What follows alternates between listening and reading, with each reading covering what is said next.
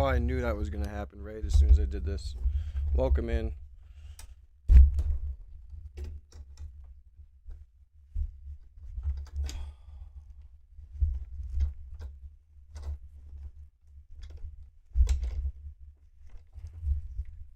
I knew that was going to happen. Damn it. All right, guys.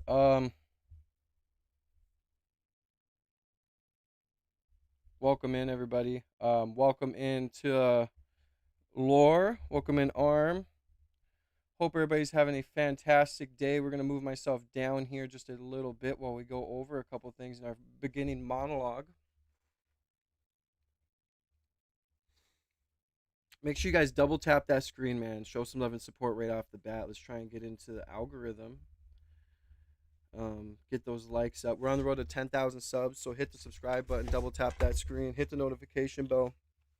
After you hit the sub button, so you can be a part of every single stream. Now, a lot of things going on in the world today, including a lot of including a lot of oh wow, right off the bat. Well, welcome in, everybody. Thank you to I'm ugly. No, you're not. You're beautiful. Thank you for the subscription, man. God bless you. Welcome in, Harshit. Welcome in, Sabby. Welcome in, everybody, man. Double tap that screen, show some support. So in the beginning, we're going to do something new with the streams, kind of like I did yesterday. We're going to start doing monologues in the beginning over some news, okay? So we have some interesting stuff that's been going on. Welcome into Piano Lovers. Welcome in, brother. God bless you. We're on the road to 10,000 subs, man, so I hope everybody hits that subscribe button, double taps that screen, show some love and support. If you guys want to get your name on the donor wall, send through your super chats. You guys know what to do. YouTube does take a brutal 30%, so send through your super chats through the Streamlabs link that's in the description. But I hope everybody's having a blessed day, man. It's Friday. Happy weekend. Hopefully you don't have to work this weekend, and if you do, hopefully you had some good days off during the week, okay? Now, there's some interesting stuff going on in the world, in my personal life, and at the actual world, right? What you know, politics is starting to take over as the trending thing to talk about. When No Jumper is starting to talk politics more and more, right? Okay, so let's get into some stuff here. So, as in the title, White House and the Kremlin preparing for secret peace plan in the Russia-Ukraine war. These are just our topics. We'll get into them. The beginning topics. Well, $1 billion government loan granted to restart 3 Mile Island nuclear reactor for Microsoft AI data center. Democrats contact Capitol Police over Trump quote unquote death threat. And one of the crazier ones is India Tajet jet crashes in Dubai air show. Okay. Now, like I said,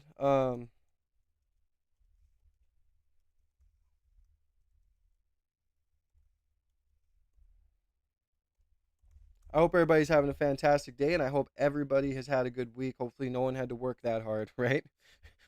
We want our money, we want our stuff, but we don't want to work that hard. But anyways, let's get into this stuff, man. All right, so we'll start with the India thing. Indian Tejas fighter jet crashes in ball of fire at Dubai air show, killing pilot. November 21st, an Indian Tejas fighter jet crashes in a ball of fire in front of horrified spectators during an aerial display at Dubai Air Show on Friday. And the Indian Air Force said it was setting up a court for inquiry to investigate the cause. Video from the site showed black smoke rising from behind a fenced airstrip. Dubai's government shared a photograph of firefighting teams dousing smoldering wreckage. Sorry if I messed his name up. Hingesh Varia, right? R.I.P. 46, who was attending the show with his family, told this isn't the pilot. Never mind. Told Reuters the fighter jet had been flying for no more than 8 or 9 minutes and completed 2 or 3 laps when it went into a nosedive before flattening out, but continuing to lose altitude and crashing at around 2:15 p.m. Quote unquote, he said, I could see three different fireballs when it collided with the ground, he said. Everybody in the crowd stood up on their feet, and then maybe around 30 seconds, the emergency vehicles rushed over to the location and the crash site. The crash happened the final day of the air show. It was the second known crash of the single engine 4.5 generation fighter jet, which was built by state owned Hindustan Aeronautics Ltd. Sorry, I'm bad at reading. And powered by General Electric GEN engines. The first crash was during an exercise in India in 2024. A homegrown jet, whose name means brilliance in Sanskrit, is seen as crucial for India's efforts to modernize its Air Force fleet of mainly Russian and ex Soviet fighter jets. The crash happened during the last day of the air show, the Middle East's largest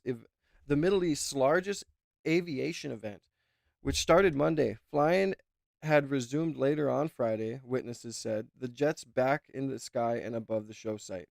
Or with jets back and above the show site, right?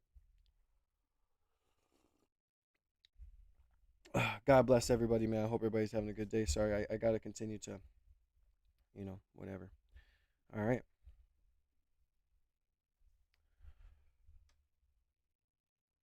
Quote unquote, a court of inquiry is being constituted as to ascertain the cause of the accident. The Indian Air Force said in a statement, it's confirmed that the STOL pilot had been killed. The Aviation Authority was not immediately available to comment on whether it would lead the local investigation. The Indian embassy said that it would touch with the UAE authorities. Experts stressed it was too early to say what caused the crash. Okay. Um, GE has stated that it was already to support the investigation here. We'll go ahead and do this here. We'll pull it up. I'll be a gentleman here. Give me uno momento. Uno momento, por favor. I can't speak Spanish that great. All right, so this is where we're at. Oops. All right, so this is where we're at. This is a little video from the scene here.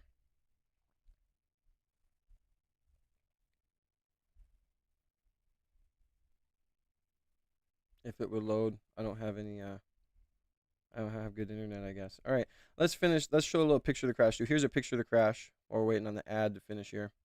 All right, so here we go with the crash video. Whoa! What the? Oh! Oh! Oh भाई साहब! Yo! Yeah, we're not gonna do all that. Yeah, it definitely does not look good, right? All right, let's get out of here. All right, so let's continue reading on a little bit. Bro, what a freaking tragedy. All right, so I'm pretty sure this is it. I think this is it right here. All right. But the rollout of the fighter has been delayed due to the show of deliveries of engines from GE, which has blamed supply chain issues facing COVID-19. Quote unquote, it is the first fully domestic Indian fighter jet that is not based on foreign designs, said British-based defense analyst Francis Tousa, adding that export interest so far had been limited. There is work on the Tejas Mark II, he said. Excuse me. I'm terrible, dude. I am terrible. But anyway, so we're not really gonna go over this, just some other whatever. But yeah, it looks terrible. It reminds me of the UPS plane that just crashed. Like, is it just me, or does it seem like there's a lot of plane crashes going on lately?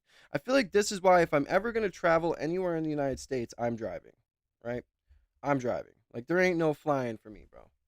Especially with my luck. I ain't going on that plane, bro. Okay, it's not happening.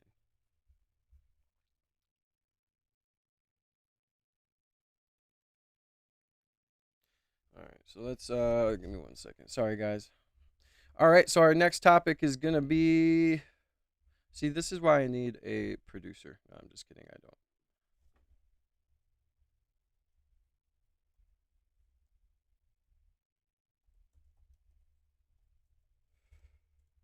All right. So I don't even know what to go to. We'll just go to the Guardian for now. All right. So Donald Trump, Mr. Trumpy Poo, got himself in some hot water, man.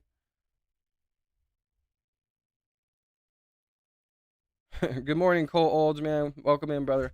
But yeah, okay. So Donald Trump got himself into some hot water recently because he had stated that people who made those sedacious videos calling for the military to, what was it, defect and not listen to the uh, president or whatever. He got some backlash for saying that the people who made those videos should be punished by death, basically inquiring a death threat, right?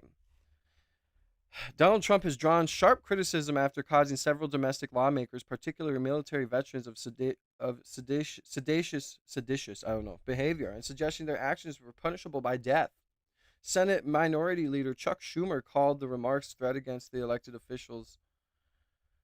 Okay, yeah, we'll do this. All right, sorry guys. I had a note on here, but it's like, why not just read it off here? And who is Chuck Schumer to say anything? Chuck Schumer is terrible. Don't we can all agree on that, right?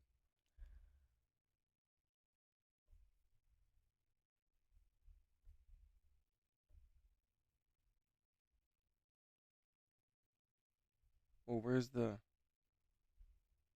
fucking where's the news thing here? All right, anyway, we'll just go over it, bro. It's over for me right now. I can't even freaking talk.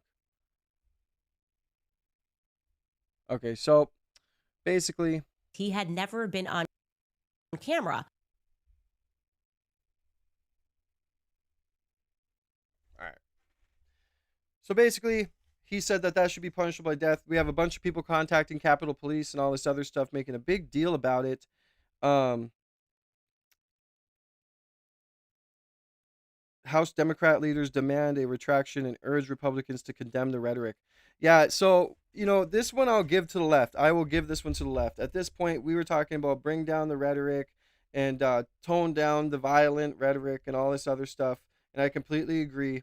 And at this point, Donald Trump kind of messed up. He kind of made it so at this point, the left does have kind of a leg to stand on when it comes to what rhetoric both sides are using. And for Trump to say that, I mean, to be real with you, for Trump to say that is wild. I mean, I yesterday I did make a Truth Social account. I am not gonna fib ya. Okay? Not gonna fib ya.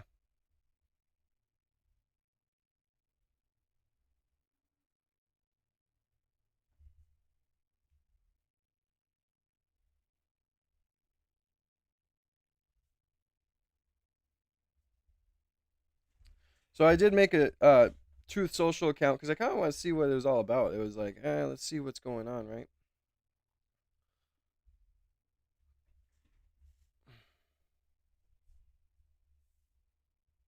So Donald Trump said right here, sedacious behavior punishable by death. So at this point, Donald Trump, you messed up, bro. Like you should not be using this kind of rhetoric, especially not only when you're the president, but when we're trying to tell the left to quit using the rhetoric they're using, right? When you can't sit there and tell the left, tone down your violent rhetoric because you're causing too much political violence. Now here we have Donald Trump saying seditious behavior punishable by death. Brother, come on. You can do better. Okay? And to anyone who made a video saying that the military should not listen to their commander in chief is an idiot. Okay, they should not be doing that. We already have problems in cities like or in places like Oregon and all this other places and all these other places. Guy, I cannot talk today. I can already tell him to get grilled by the chat. Um, because the mayors and people that are in positions of power are already telling police to stand down, telling them not to help people, all this other stuff. And so we're already having tension when it comes to people trying to pick sides or not listen, right? So people telling the government not to listen to their commander in chief is a little bit rough.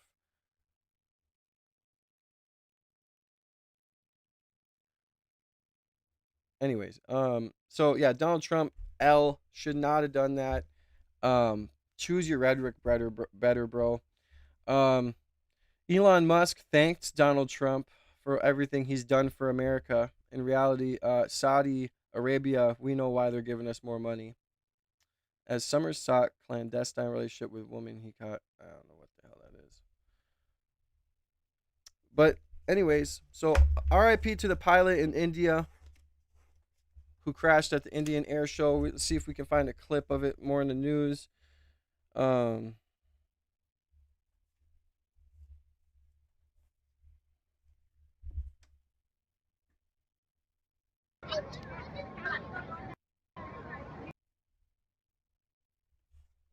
by the way, guys, we will have some more changes coming soon with the studio, so things will be looking better, and you will have a lot more. Like it'll be looking a lot more like an actual show, so that'll be nice. But yeah, Trump messed up with saying that, man. He's got to watch his mouth. I mean, we kind of can't like expect much when the man made his own fucking social media account. Fuck, I swear, damn it, my bad. He made his own social media website, and he's gonna say whatever he wants on there. And at this point, I think he just does not care. This is his last presidency.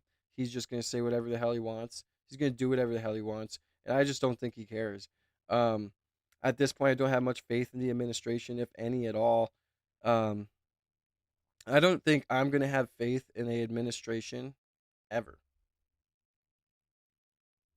And people will tell me, well, Mr. Kanye, that's not the way to have a, that's not positive. You got to be positive if you want change.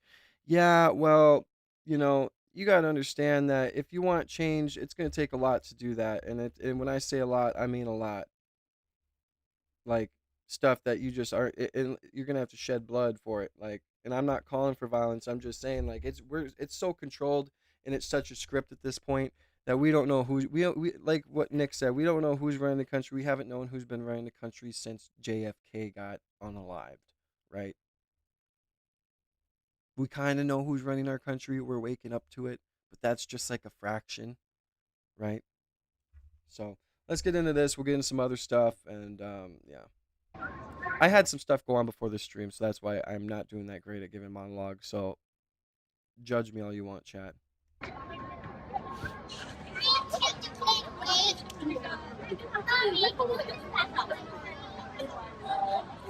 What's up with these air shows and jets crashing?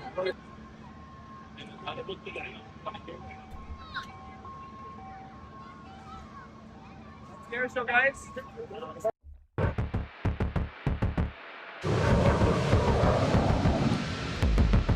Oh man.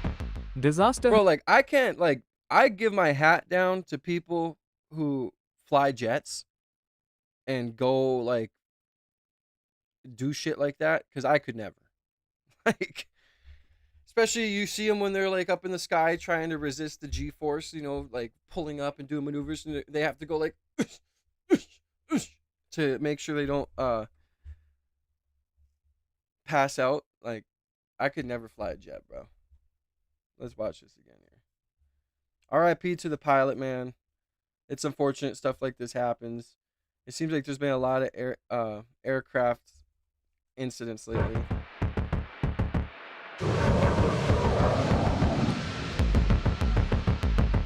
Disaster has struck the Dubai Air Show.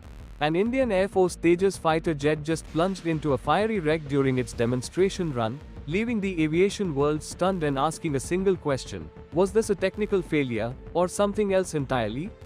The crash happened moments ago at Al Maktoum International. When it came down, it looked like it just kept descending. I mean, there must have been something going on with acceleration, or I don't know nothing about planes, so I don't even know why I'm trying to comment on it. Airport. Video shows the jet nosediving with catastrophic force, sending a massive plume of black smoke into the air. Emergency teams are scrambling. The pilot's fate is unknown. But there's a twist. Hours before this disaster, Why would you say the pilot's fate is unknown? We know the pilot passed away, bro.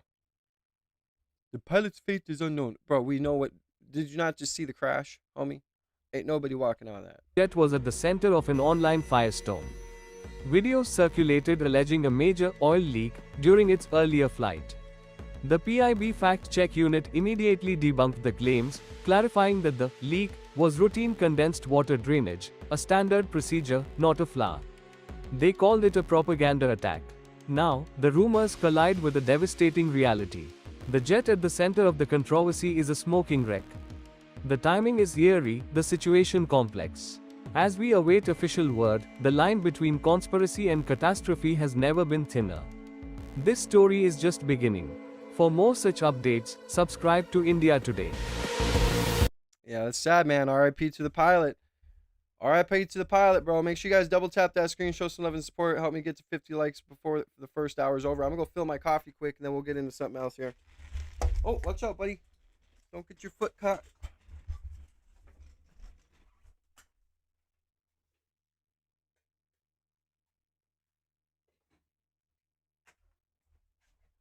Watch out, bud.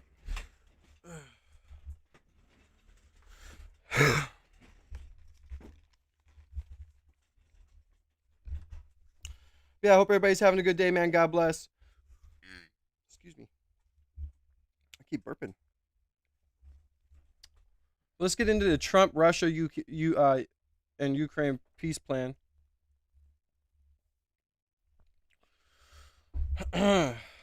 Seems like he's going to be getting into a peace plan with, this is the thing too. Like, is it really gonna be a peace plan? Because what's going on in Israel right now? I mean, last thing I heard, they're still doing some violence over there, right? Like, so let's make sure this is a peace plan. Like, I don't want to see another International Brigade ad on my Facebook. You guys remember when I freaking showed you guys the International Brigade ad where Ukraine is literally trying to recruit soldiers from Facebook and everywhere else, where you can literally sign up and they'll pay for you to go over there and give you the gear and everything else and training to fight? Like, that's crazy. Who's going to do that? Ain't nobody going to do that. I mean, maybe some people who are radicalized in the freedom of Ukraine or whatever, but I mean, bro, you got a heel dancing president that is, basically not doing his job, I would say. So let's get into this, man. I hope everybody's having a good day again. Happy Friday. A senior White House official tells CBS News that President Trump approved a 28-point plan to end the war Russia launched on Ukraine nearly 4 years ago. As CBS News foreign correspondent Remy Inocencio reports, President Trump's special envoy and a top Russian official helped create this plan.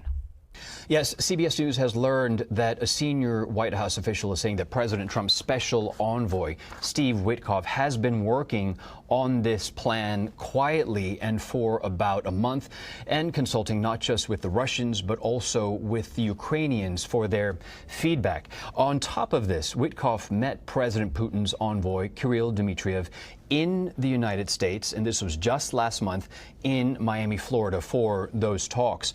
Something interesting about this is that the Treasury Department, in fact, had to waive sanctions that had been put on him to allow him into the country. As for the Ukrainians, at this time we understand that Kyiv... All right, guys, so the 28 points in the plan, right? So the key 28 points in the plan for the peace plan is one, and we'll go as follows. So I'm not going to say 1, 2, 3, whatever. You guys are smart enough to go along with me. Ukraine's sovereignty will be formally confirmed. A comprehensive non-aggression agreement between Russia, Ukraine, and Europe will settle long-standing disputes. Russia agrees not to invade neighboring states, and NATO agrees not to further expand. Oh yeah, we all know how that works, right? A dialogue between NATO and Russia, mediated by the U.S., to handle security issues and reduce tensions. Security guarantees for Ukraine. Cap size of Ukraine armed forces at 600,000 personnel. Bro, that's a lot of military soldiers for Ukraine, bro. I'm not gonna lie. Ukraine must amend the constitution to ban NATO membership. NATO will also formally declare it will not admit Ukraine in the future. So it seems like to me Ukraine's gonna be dropping out of NATO. NATO agrees to not station troops in Ukraine. European fighter jets to be stationed in Poland, not Ukraine. A U.S. quote-unquote U.S. guarantee if Russia violates the deal, there is a coordinated military response and sanctions reinstated. But if Ukraine attacks Russia, the guarantees are void. Ukraine would be eligible to join the EU with preferential European market access in the meantime. a quote unquote powerful global reconstruction package for Ukraine, rebuilding infrastructure, modernizing cities, investing in tech, gas, etc. So here's where like the tech bros come in and everybody from America that wants to invest and all these rich people who are going to profit off the complete devastation of people's homes and villages and of where kids grew up and had their memories. The complete devastation is all going to be profited off of, allegedly, right? I got to say that. Economic reintegration of Russia, re-entry into the global economy, long-term investment, cooperation in energy, AI, natural resources, a use of frozen Russian assets, 100 billion to be used to rebuild Ukraine. Other funds go into the U.S. Russia Investment Fund. So, what do you think that fund's for, guys? A U.S. Russia Security Working Group to monitor the compliance of the agreement. We're on 16 now. Russia legally commits to non-aggression policy towards Ukraine and Europe. The U.S. and Russia will extend treaties on nuclear non-proliferation and arms control. 18. Ukraine agrees to remain a non-nuclear state under the Non-Proliferation Treaty, whatever the fuck that word is. Sorry, guys. A Zaporizhzhia nuclear power plant would be run under IAEA supervision, and its electricity would be shared 50-50 between Russia and Ukraine. Hold on, guys. Let me get to the other point. I got to do something I forgot to do.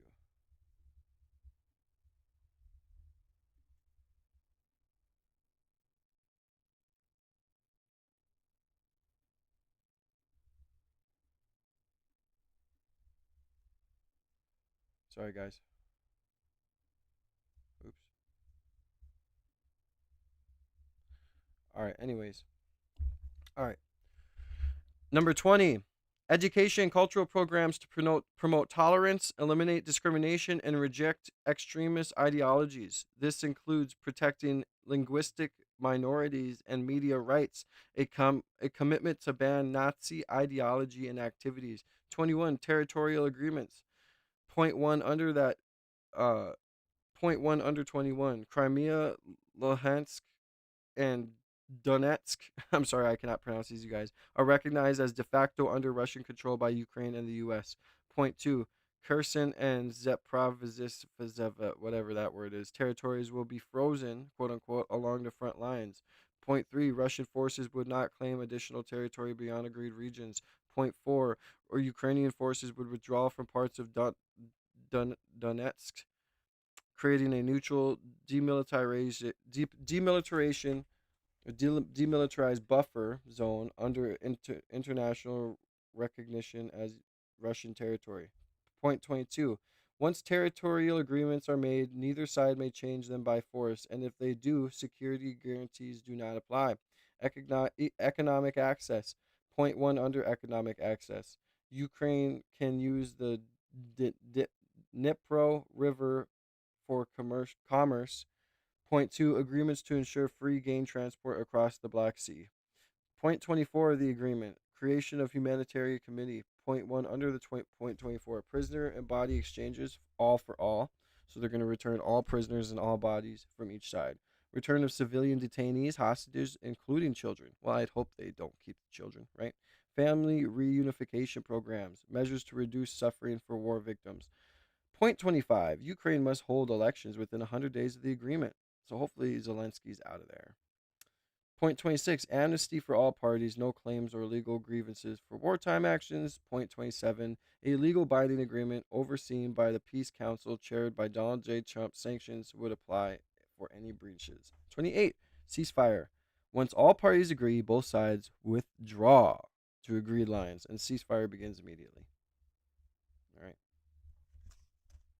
Does not. I just figure, I know I'm like very terrible at reading, you guys. I'm sorry. Sometimes I mess up on my reading, so fuck off, okay? Approve of the plan that they have at least been verbally told about. And according to reports, it can be understand why. For one, because it may call for Ukraine to abandon territory that it still controls. Another is a possibility that it may be forced to give up some weapons, some which could be long-range missiles, in order to strike into Russia. And then there may be the call to shrink the Ukrainian army. And these have been demands that Russia has wanted for a long time. Our CBS News producer in Ukraine says that the reaction right now is, quote, very skeptical and very negative, and that Ukraine was not involved, and that they say that the plan is more so capitulation more than any kind of plan towards peace. Back to you. Well, that's not a good attitude, is it? Is that a good attitude, guys? Welcome back. A senior White House official tells CBS News that President Trump approved a 28. I just seen this one. Sorry, guys. My bad, my bad. Okay, you're watching live now. I'm Austin Westfall, a live look at the White House, 9:21 in the nation's capital. Let's talk about the White House's plan to end the war in Ukraine. Axios having a scoop this week saying that the White House has a new plan that involves the Ukrainians making significant territorial concessions to Russia. The plan would basically grant Russia parts of eastern Ukraine that it does not currently control.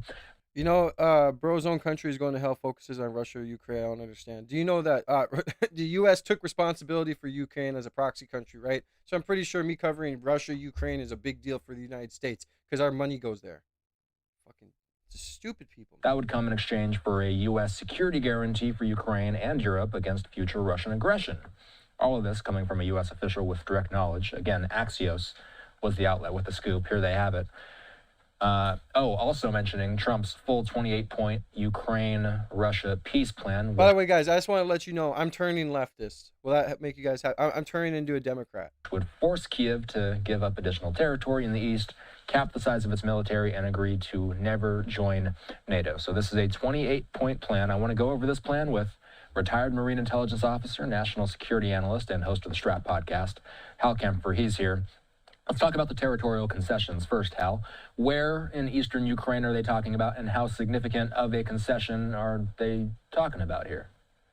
Well, Austin, it's pretty significant because what they want is, and it's kind of going back to what Putin had talked about, is to give up the Donbass, to give up all the rest of Donetsk, and basically to give up all those oblasts that currently Russia is fighting over that it doesn't completely control. It would basically say, hey, give that up, give that to Russia, cede it to Russia. And then there's a provision in there which basically says that it won't be disputed anytime in the future, which I'm sure is not sitting well with the Ukrainians. It's not sitting well with the Europeans either. So that's there's a significant territorial concession there. There is Russia. I can't see anything where they could cede any territory to Russia, not that Ukraine has territorial designs on any Russian territory, although they have held Russian territory at times. Bro, you guys all know if Russia wanted to take Ukraine, Russia would have taken Ukraine. Okay, like this whole idea that Russia or Putin failed to take Ukraine is a lie. Like, we all know what's going on here. Ukraine is so small compared. Dude, Russia, if Putin really wanted to, could just completely take over Ukraine. I mean, do you guys not understand that? During this war, but yeah, it's basically like if they really wanted it to be, this is just for like to, and I hope this is all alleged, just figments of my imagination, but to me, like, these proxy wars are used to use new technology, like the drones we see that are attacking people, like all these new ballistic, like missiles, all the new military shit we're coming up with, we use in these proxy wars. Like if Russia just wanted to take over Ukraine, they could do it. Like, you don't think Russia has the capability to just completely invade Ukraine, like just put all of its troops completely, just push the whole line through? it looks very much like what was pushed out. I mean, by I'm just playing devil's advocate, you guys. the Kremlin some time back. So, a U.S. official told Axios that Ukraine is likely to lose the territory anyway if the war continues. Does that feel accurate given what we've seen on the battlefield over nearly 4 years, Hal? I mean, look at Ukraine already, bro. Look at all of Ukraine and look at Russia.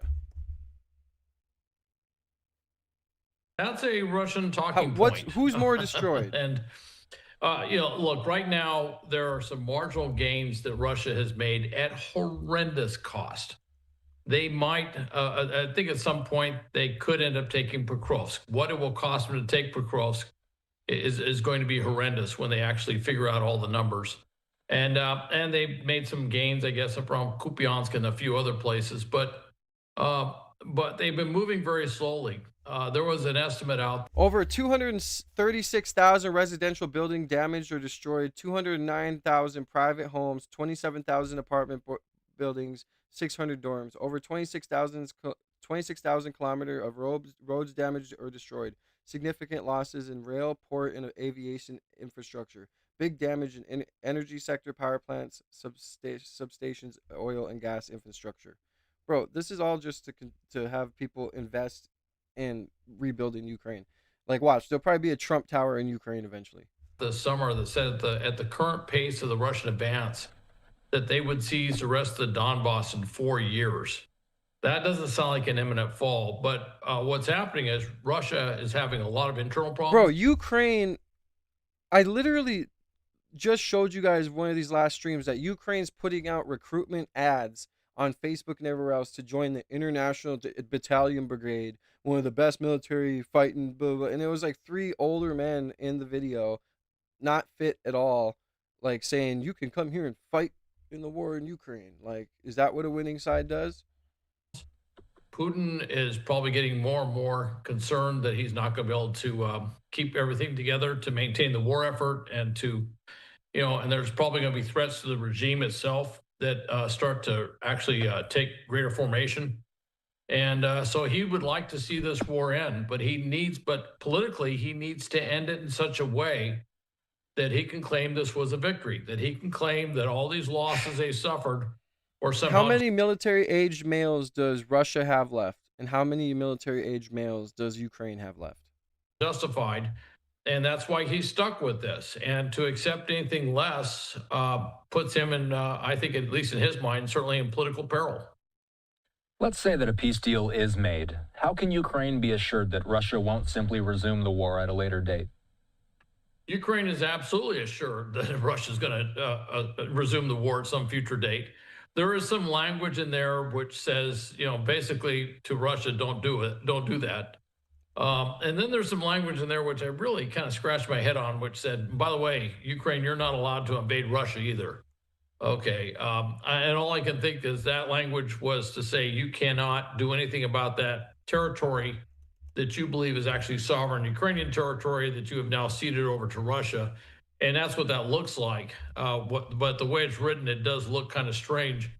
And what it says, they absolutely cannot do this. But then for the Russian side, it says, by the way, Russia, if you invade Ukraine, the sanctions will come back on and other things will come back on. And it just, it's interesting the way it's written. I think from the Ukrainian standpoint, though, that they just don't see, they probably, at least right now, they don't see enough there that would dissuade Russia from simply seizing the territory that they have not been able to seize on the battlefield, and then using that territorial advantage, which is significant. There's a big defensive zone which Russia has never been able to overcome in the last 3 years. And even if you want to go back to 2014, there's a defensive zone in Donetsk Oblast, which they've never been able to penetrate.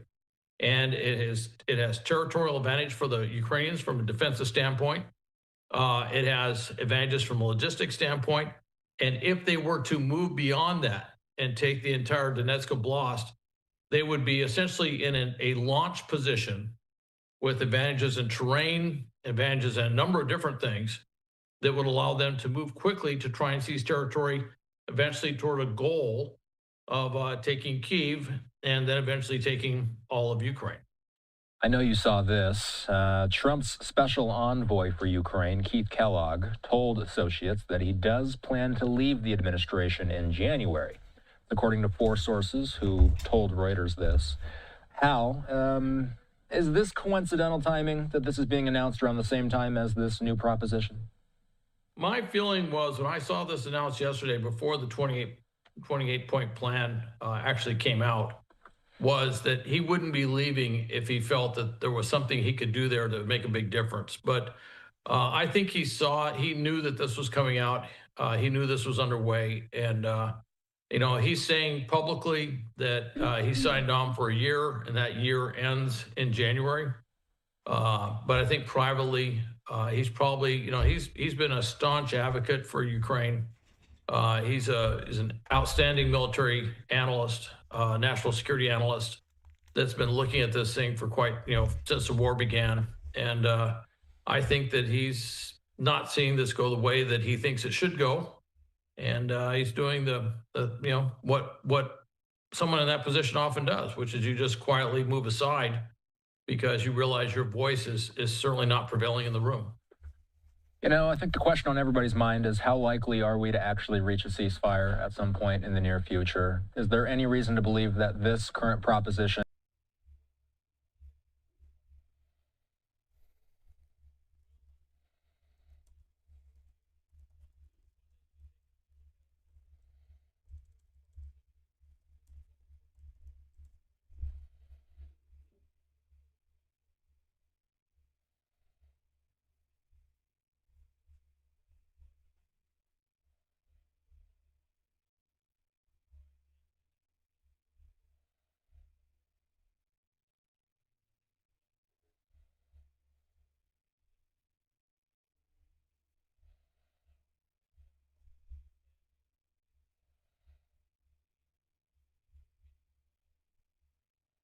for some sort of ceasefire agreement? I think that's hopeful. Guys, just don't forget that this is the Ukrainian president right here, bro. In heels, bro. You see this guy on the right? He's in heels. With this other guy dancing in heels. Okay? It's over. That something like that could come about, but that's one thought. And the other thought, which is really kind of further out, is that we threw this out there knowing full well that the Europeans and the Ukrainians would be unable to accept it.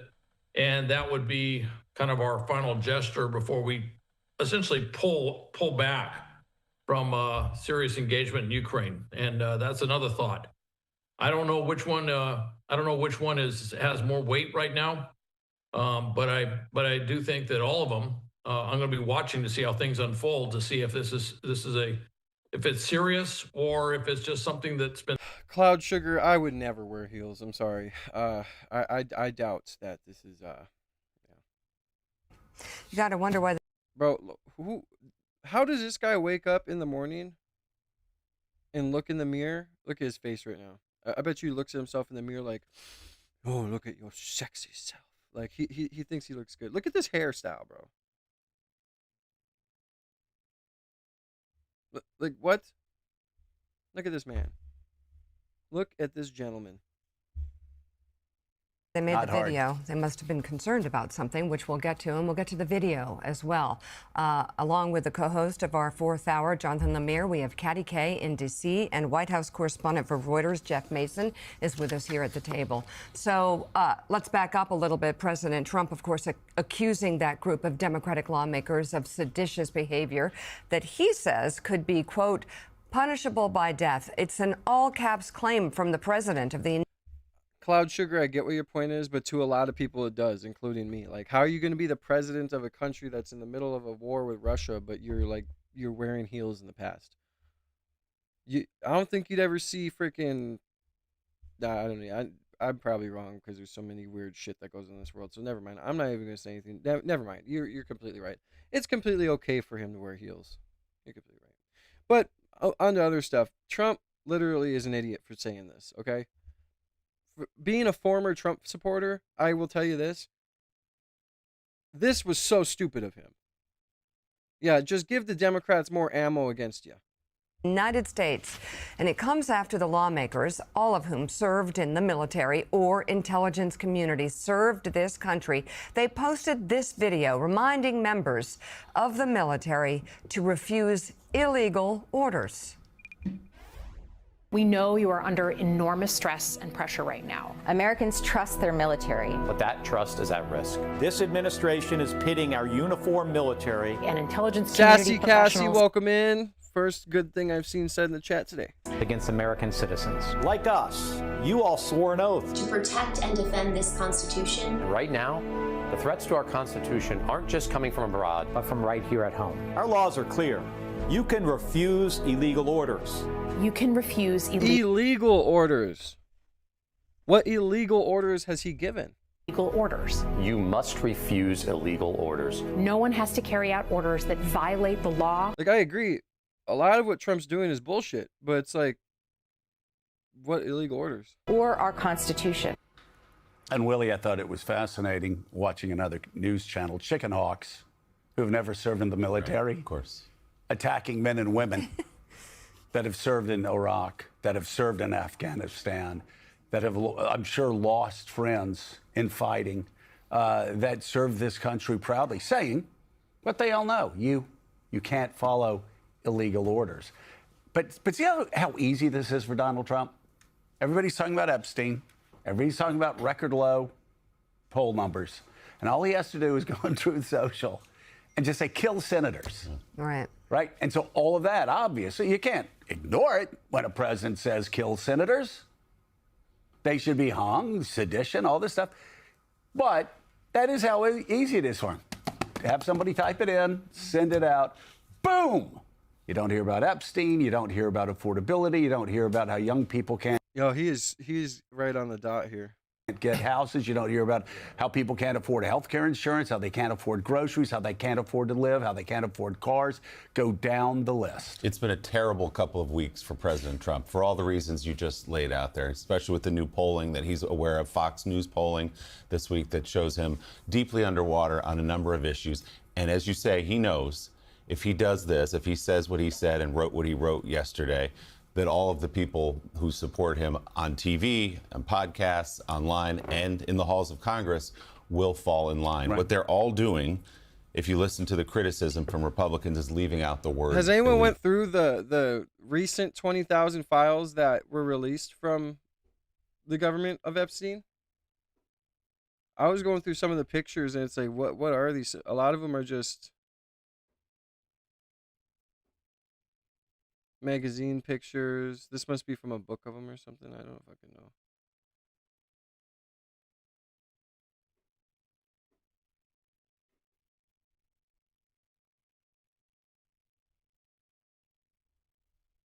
Yeah, I mean, I got them right here. I was thinking about going through them, but I don't know where to start, to be honest with you.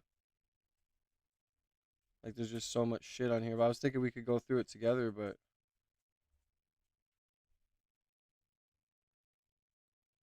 oh, this just must be testimony. I don't know. I'll go through it later and we can go through some Of course. So Speaker Mike Johnson said Democrats are encouraging troops to disobey orders. No, that's not true. Just not what was said. Mikey. That's not what they said. No, and Mikey. Speaker Johnson twisting himself in knots We've gotten used to yesterday, this. saying, well, he's just giving a literal factual definition of what sedition is and talking about what the punishment might be for that crime. Now, this Speaker was a Johnson. guy, I think, I can't remember, was he the one that said that he was going to be ruling by the Bible, what the Bible said? He is, indeed. Bible, I guess the Bible said, bear false witness against your brother. Is that what Mike's Bible says? Bear false witness, keep the illegal word out of there, so it means just the opposite Except the of white. what Mikey knows it means? And you had Caroline Leavitt from the podium yesterday saying that these Democrats are telling troops that they can betray their oath. No, the call was to uphold the oath That's and not upholding to it. commit illegal acts. Let's listen Once again, just the opposite. They are literally saying, this is Orwellian, they're literally saying just the opposite of what is true. Right. They're lying to the American people. People on other news channels are lying to the American people. They are literally saying, you have to uphold your oath. The White House is saying, no, you don't, by every action that they're saying, and lying about the senators who are saying, this is about upholding your oath. Here's what both the White House press secretary and Speaker Johnson said yesterday. Just to be clear, does the president want to execute members of Congress? No. Let's be clear about what the president is responding to, because many in this room want to talk about the president's response, but not what brought the president to. How you guys think that the meeting with Zohran Mamdani and Trump's going to go today, by the way? I figured I'd ask you guys that. What do you guys think is going to go on?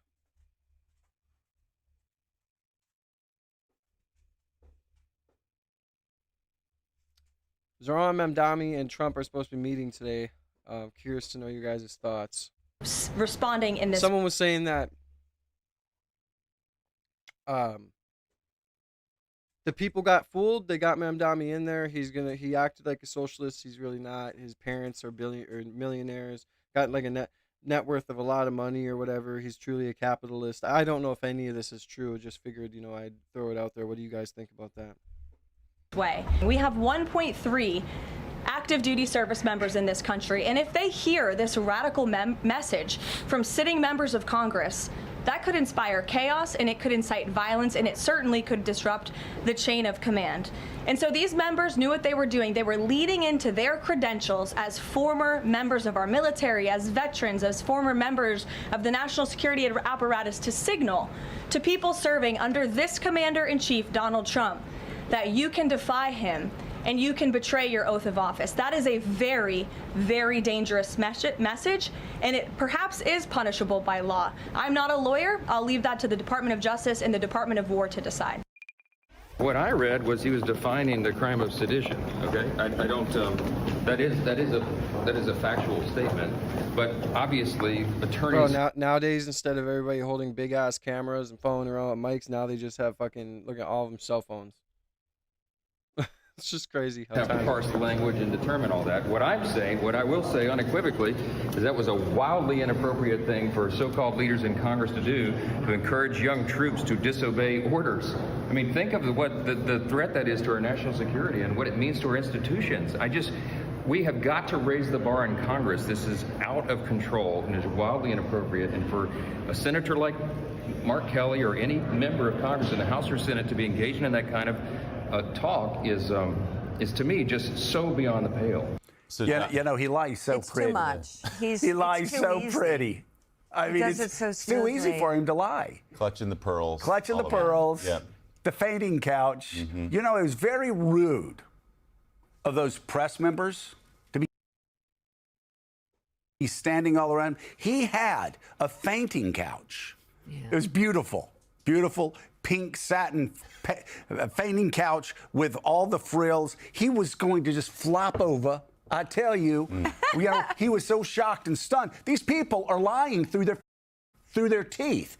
These people are lying through their teeth. He didn't say it. It was just half. It was like Joe Biden when he said fat. So anyway, do that. These people are lying through their teeth. Mike Johnson knows that this is all about what military men and women need to do to uphold their sacred oath, and that is not commit illegal actions. And they know that, and yet they keep lying through their teeth. And running through the halls, John, without criticism for this president. At this point, I feel like both sides are like children trying to nitpick small little things to fucking blame on somebody or get someone in trouble. Like, he said this or this is what I was like. I feel like they're both at this point, it's the new reality show for U.S. Americans to just watch how more and more messed up this shit's getting. You heard Lindsey Graham briefly say, no, they shouldn't be hanged. Okay, great, we've established that.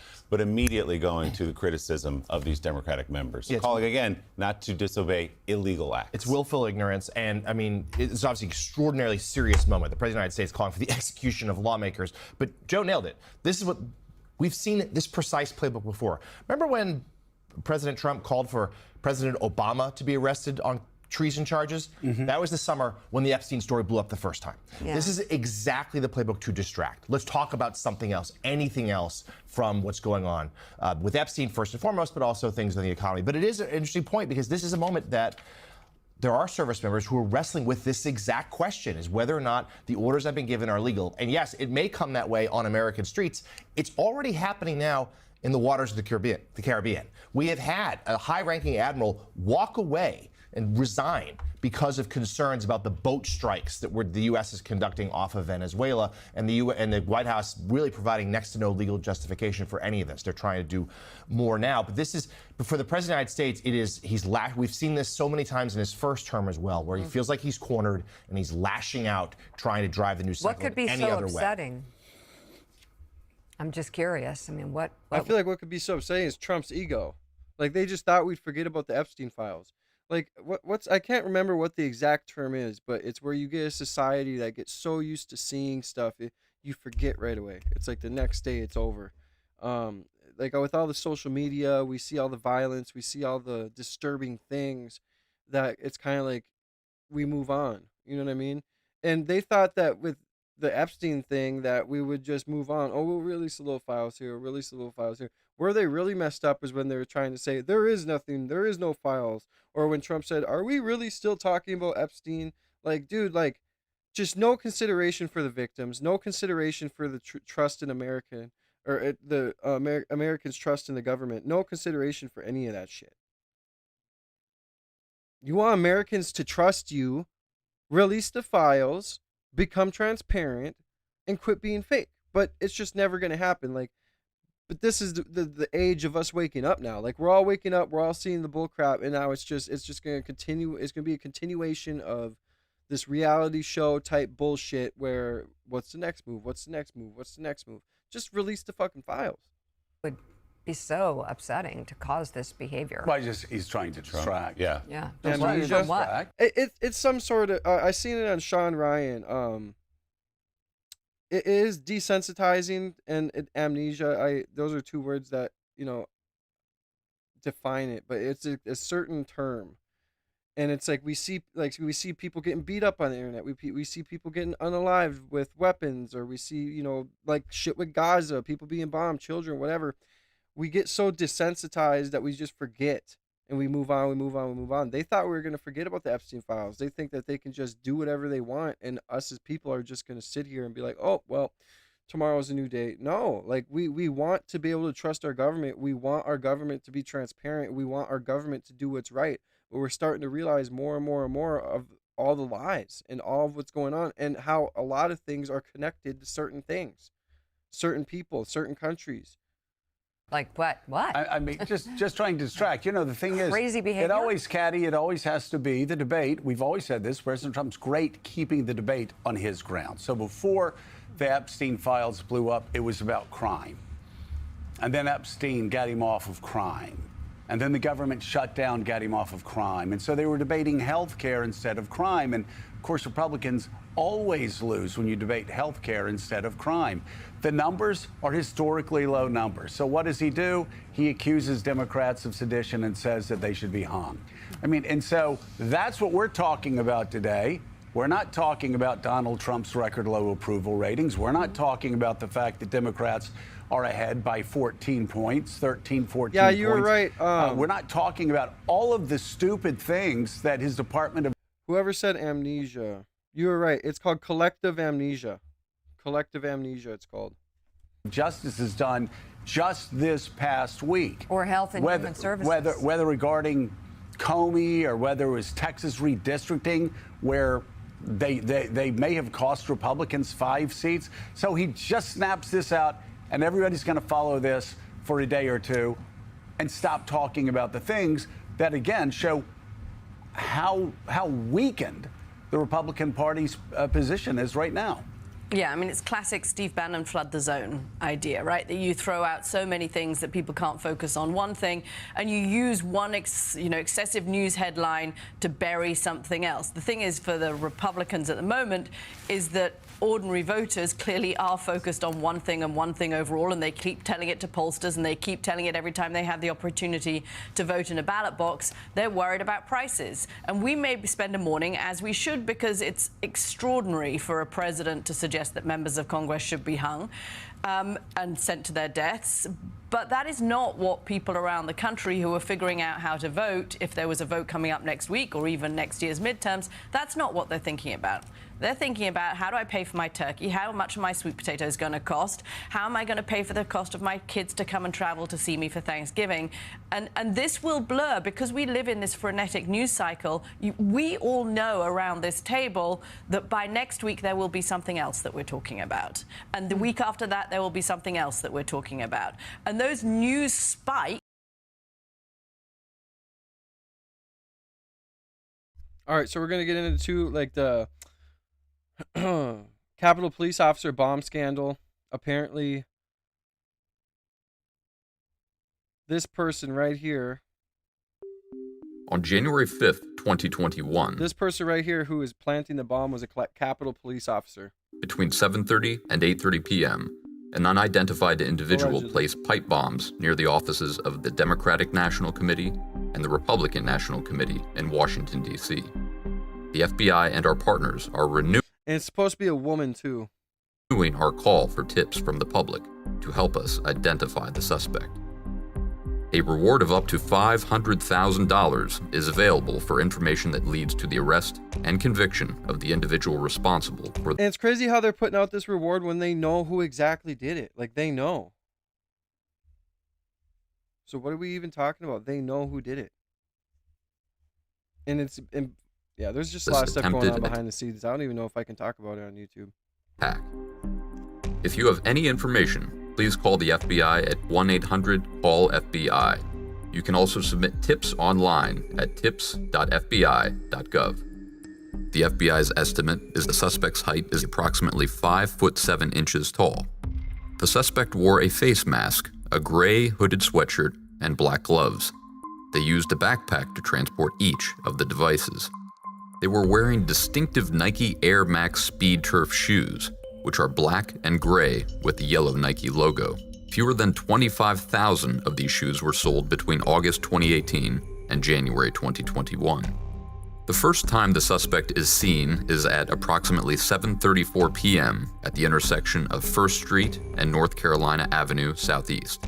The person walks southwest on North Carolina Avenue, turns north on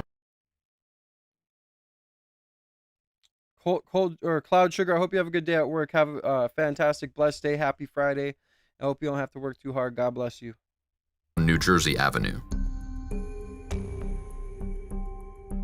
West on D Street. Thank you to Tress. And then south on South Capitol God Street. bless you. This footage. This is definitely a woman with how she's walking too. I don't even know who. Like, I don't even know if it's out for public information yet, but they know who did this. Like, it's no secret that this was a woman Capitol police officer, allegedly. All figments of my imagination. But I'll show you a little bit more here in a minute. Of the suspect on South Capitol Street shows the person setting down their backpack, which is believed to contain one of the bombs at this time. The suspect appears to put on a pair of glasses and scan the area, standing on tiptoes.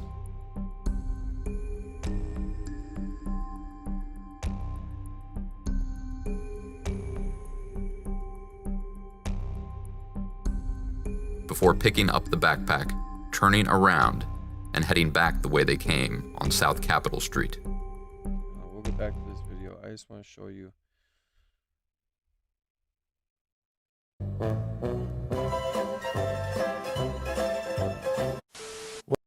Shout out to this guy.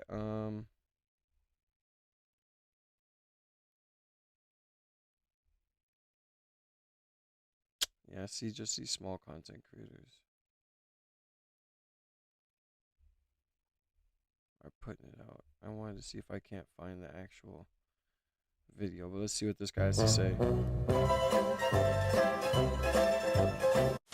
Well, this is heating up over here. The January 6th pipe bomber, Abe, that none of the mainstream media... This is not my video, of course. Shout out Salty Cracker for coming out with this. Press seems to care about. That's fascinating. You got one dude on January 5th and January 6th saying you got to storm the Capitol, but he's definitely not a Fed, huh? Mr. Ray Epps. Again, the only person other than the pipe bomber that the left doesn't want arrested. Ray Epps, allegedly, of course. Minecraft. Anyway, no one's talking about this at CNN. You would think, considering they're still harping and yelling and crying, oh my God, they murdered Charlie Kirk, and the left wing said, yeah, but what about January 6th? Okay, you guys care so much about January 6th. We think we found the pipe bomber. Yeah. Dude, the autists at 4chan. Dude, I have been seeing you guys go out there. You found this them playing soccer, and you're matching it up to the walk in the gate of the pipe bomber. DC. There's cameras everywhere. but the phone data and most of the security camera footage has been whoopsied. It's been Epsteined. It's gone. That's weird. The person who put pipe bombs out, you lost their phone data, but the 60-year-old grandma with cancer, you were able to find her. That's weird. Oh, wait, it's not. Here's this goofball, the pipe bomber, waving at the Capitol Police. She forgot the assignment, allegedly, of course. Yeah, there you go. Yeah. I knew that was a woman. There you go. Yeah, got that woman walk. Got that day there. Oh my God, it's a social construct. No, it's not. I mean, listen, I could spot a real woman very easily. I'm a woman. Okay, there you go. We also found out that apparently the feds traced this idiot all the way back to the house next door to where Shawnee lives. That's interesting. Yeah. Forensic software has identified former U.S. Capitol Police Officer Shawnee Wright. Yep. Former police officer for Washington, D.C. Wow, U.S. Capitol Police Officer. So yeah, her name, forensic software has identified former U.S. Capitol Police Officer Shawnee Ray Kirchhoff, who quit the U.S. CP 6 months after January 6th as 94% match on a January. Okay. Yeah, I mean, I was hearing an undisclosed show on AJ's show they're talking about how obviously she did it, they figured it out, and how they were worried for her safety, allegedly. Because we all know who could have done this, right? Starts with an N, rhymes with Solosi. By the way, former. Because she now works for the intelligence agencies. What? No, come on. Yeah, now she's in the She. I don't know what this person identifies as. That haircut's screaming to me. But no, now works for the feds at the FBI. Yeah. Hey, Cash, you gonna look into this idiot? Is this idiot still working? Yeah. I saw somewhere somebody was like, hey, we should offer her immunity because she's just a dumb idiot. I got a weird feeling that this is one of the Capitol Police officers that accidentally left her gun in a bathroom. And the higher-ups are like, well, listen, not only do we have to fire you, but because you left a loaded gun in the bathroom, we kind of also got to arrest you. Or you could do us a favor later on. And she took that. And she's like, oh, okay. And then they said, okay, well, we need to put these pipe bombs out there. And she was like, oh, allegedly, of course. If this is whoever the pipe bomber is, when it's found out that it is a Capitol Police officer, this is how that happens, by the way. Right? Because this is a dumb thing to do. And everyone's saying that they're just going to say it was a training exercise. Yeah, it took you 6 years to find out it was a training exercise?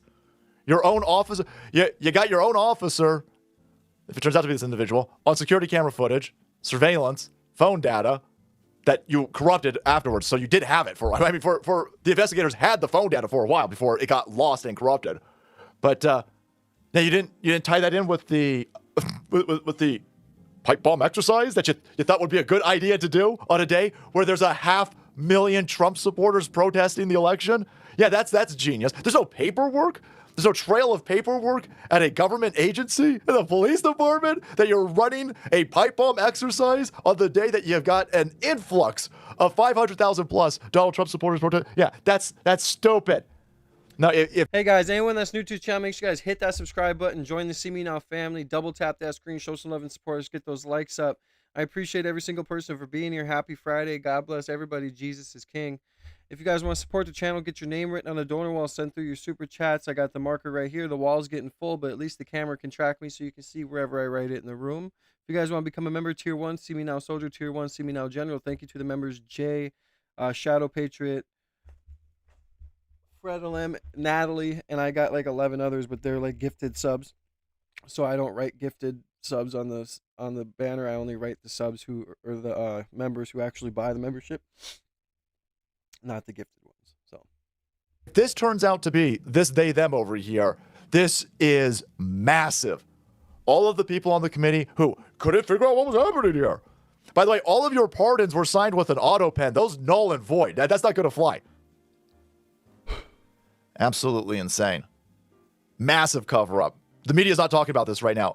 Why does no one talk about the auto pen as much? Yeah, Kash Patel sucks, dude. Might have been a huge break into who the pipe bomber is for the thing that you guys, whenever anything happens, right? You idiots burn down a Tesla dealership. Welcome You in, idiots Martin. shoot at Donald Trump. You assassinate Charlie Kirk, and we go, oh my God, look at these violent leftards over here. And you guys go, oh, January 6th, January 6th. Yeah, you mean this setup over here? Here's a Kaneko the Great.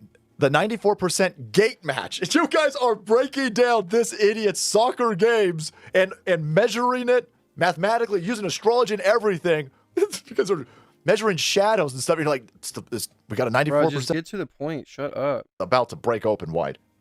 And the media, the Washington, D.C. police officers. So basically what I was trying to get across with all this, with the January 6th pipe bomb incident, was, former Capitol Police Officer Shawnee Ray Kirchhoff has been identified as for a forensic match for the long-sought January 6th pipe bomber. Many are calling it a massive cover-up. Spread this.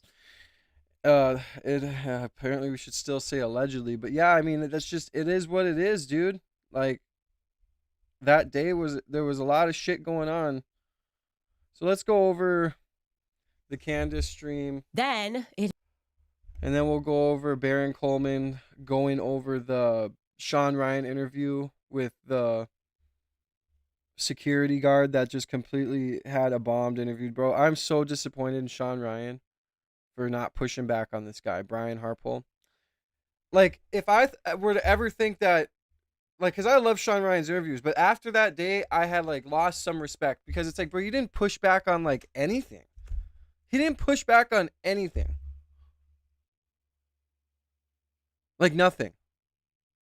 And you would at least think that Sean Ryan would have been like, well, why didn't you do this? Why wasn't there an ambulance there? Like push some sort of, narrative that at least, made sense, and he didn't. So it is what it is. At this point, allegedly, all figments of my imagination, Sean Ryan might be controlled opposition, bro. We know he worked for the CIA.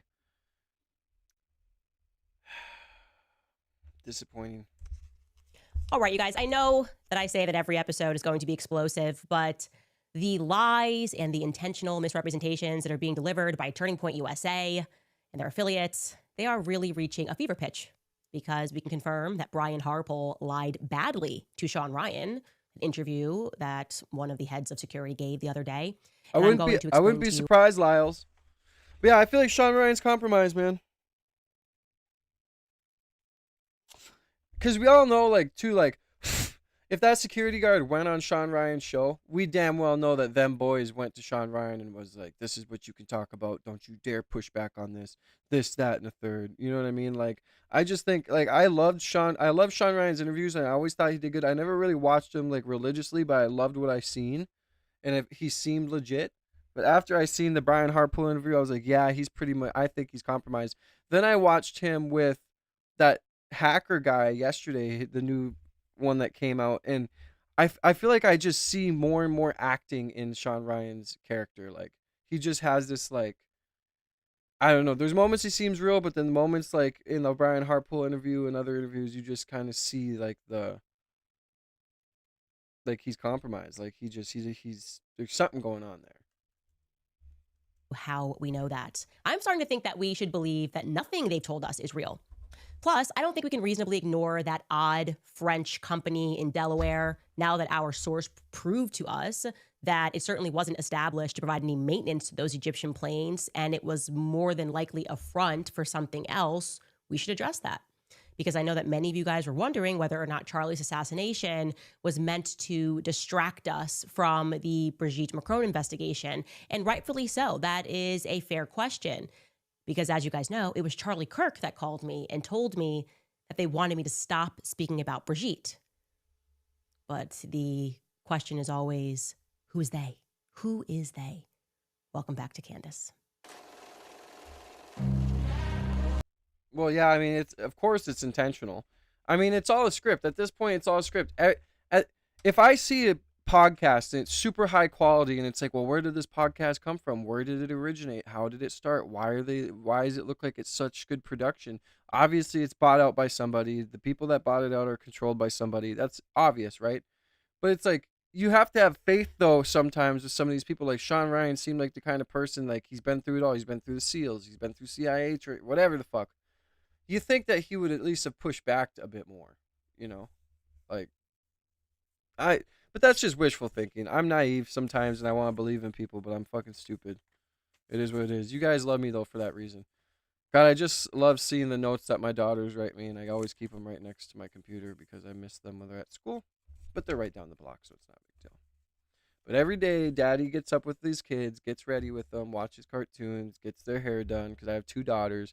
It's not boys where you can just throw on clothes and tidy them up a little bit with their short hair. No, I got to put, and they're in a private school, so I have to put on their uniforms. I braid their hair, and I love doing it. I'm very good at braiding hair now.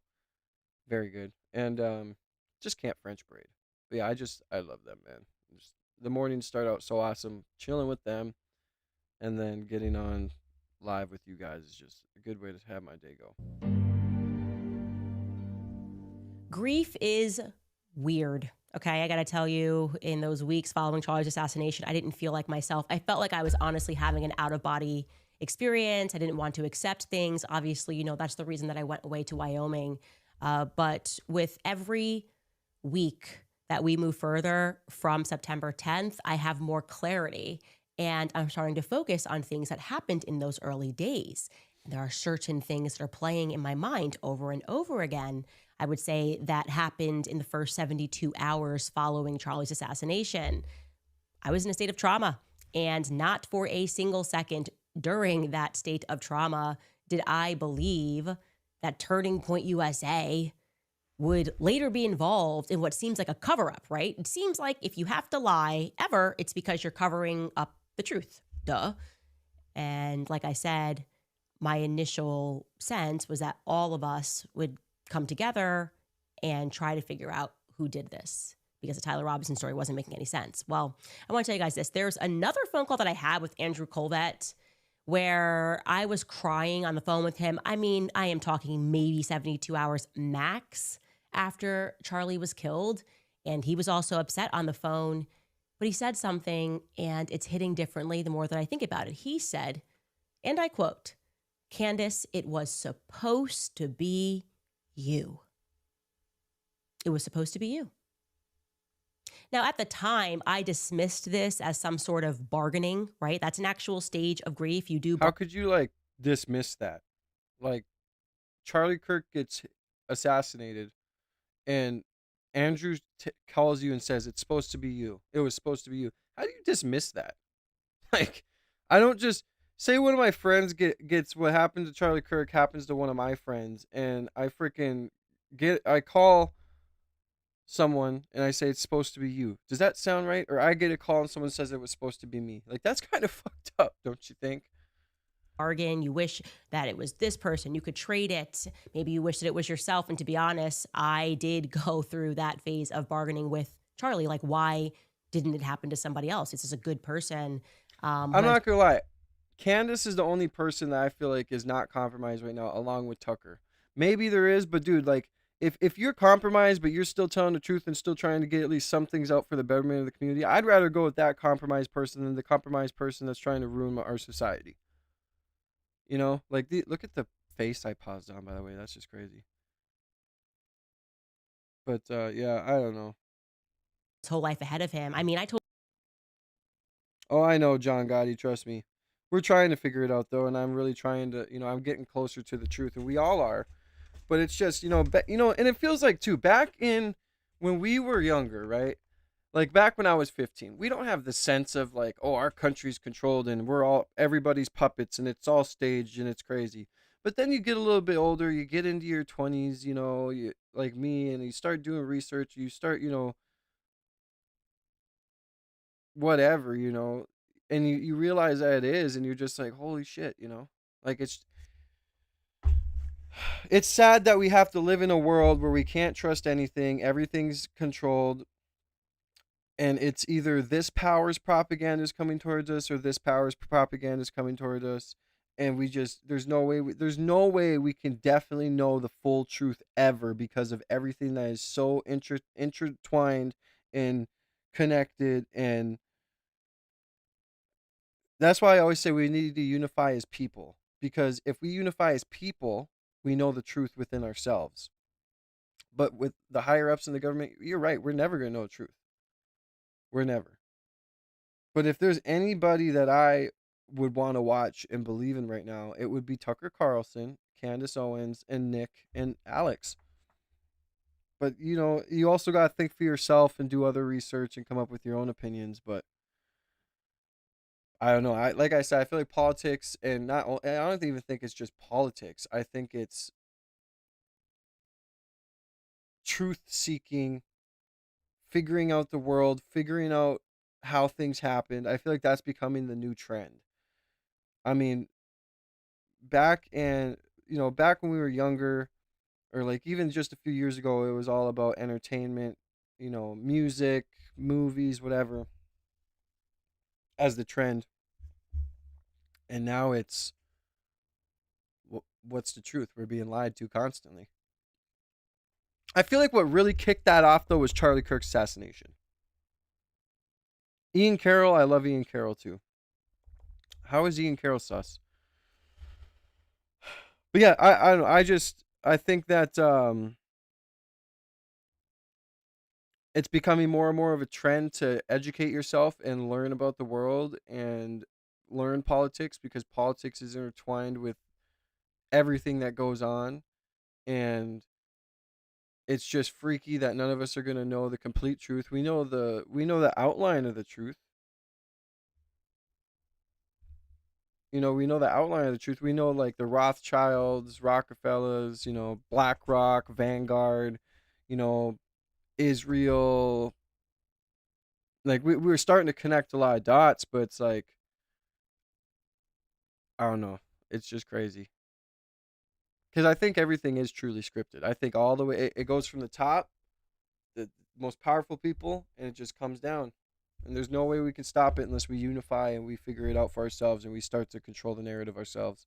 That even my father went through that stage of grief. My father was like, this makes me feel terrible because Charlie has lived his life so admirably, and like I've had so many chances in life, so many illnesses, and it just makes me so sad. But now I'm feeling a little bit different, removed from the situation. Like now I'm going, was I being, I don't know, was he being honest? Was Andrew being honest? Was Andrew trying to maybe communicate to me after, especially given the fact that I told you that while... Like the fact that... Let her finish the sentence. The actual day on September 10th, while Charlie was in the hospital, he told me that there was a list and that me and Tucker Carlson were on it and that we had to lay low, but he... See that part. It is insane that content creators like Candace Owens, Tucker Carlson, Charlie Kirk, or even myself, anybody, like you say I got to a point where I'm big enough, I have a big enough voice, and I can get on a quote-unquote list of people to be unalived.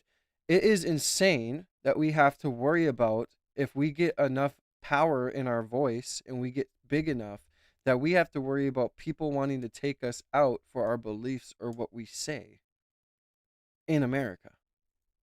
I get if we were in Colombia or whatever, where it's always happened, but in America, land of the free, home of the brave, freedom of speech, if I get on my page and say my YouTube channel gets to be at like a couple million subs and I get a lot of views and my voice gets so big that I get on a list of people that they want to take out, that is crazy. And we realize that things like this have started to progress and start to form and happen more after JFK, because we don't really know who's been running our country since JFK's assassination happened. But one thing I will tell you is that the fact that we have to worry about us YouTubers, we're merely like Candace, yeah, she was on Daily Wire, Tucker was on Fox, but they're merely commentators, YouTubers, people who just get in front of the camera and speak what they think and what they see and tell what they, figure out. The fact that you have to worry about people coming to kill you for that is insane. It's just wild. But like the one guy said, I can't remember his name, but he said, there's a list and Tucker and Candace are on it, but what are they going to do? Are they going to come hurt and unalive all of us? All of us are waking up. What are they going to do about that? Are they just going to make a list of all the biggest YouTubers and unalive them? All the biggest people on, mainstream media or whoever that are going against the grain, which there are like none, but you get what I'm saying. Or do you guys remember when The Rock came out and said something, or was it The Rock or was it Mark Wahlberg? I can't remember, but some celebrity came out and said something about Taiwan. And they ended up having to come out and apologize in Chinese.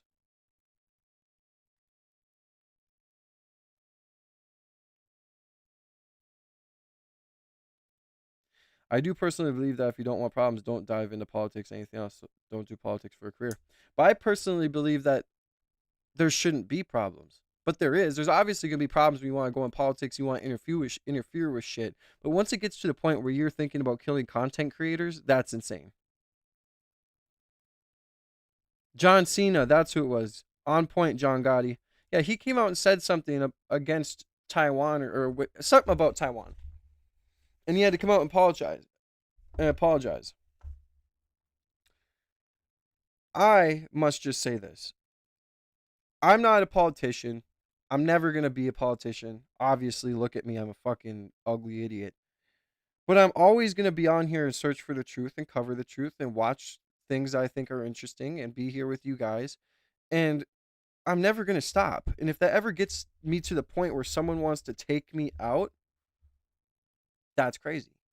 And I think that sets a precedent of where we're at as a society. That if a person like Candace Owen sits here and starts to connect the dots and she puts out her tip line and people want to give her tips and help her and she starts getting closer and closer and that makes people want to unalive her, we got a problem here.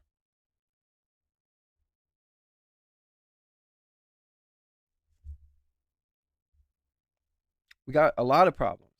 But I just think that as a collective, they can't stop us all. And I think we're each of us doing our part, even if we're not into politics necessarily, but we're covering the truth. We're all doing a good thing in the world. And that's what I'm trying to do. I'm not all about politics. Like, yeah, I'll cover it. I'll give my thoughts, but I'm not no fucking politics expert. I just want the truth. I'm like, you can look at my channel and me being like a typical American citizen who's sitting here getting all the information the same way you guys are. We're trying to discern the truth from falsehood, and we're trying to make sure that there's unity. Like, I want unity. I don't want division. I got 2 daughters I'm raising, and when I leave this world, I'm not trying to have it be divided. And I know I can't do it by myself, but if we all do our part by sitting here and coming together, trying to seek the truth, having great conversations and dialogue, and coming to a common ground, that's a net good for the world. And that's what my channel is about. People come on here and say that, oh, I'm going into politics, or I'm a political channel. I might cover politics stuff. I cover a wide variety of shit. Lately, it's been a lot of Candace because I think it's so intriguing what Candace is doing. She's dedicating a lot of her life to this.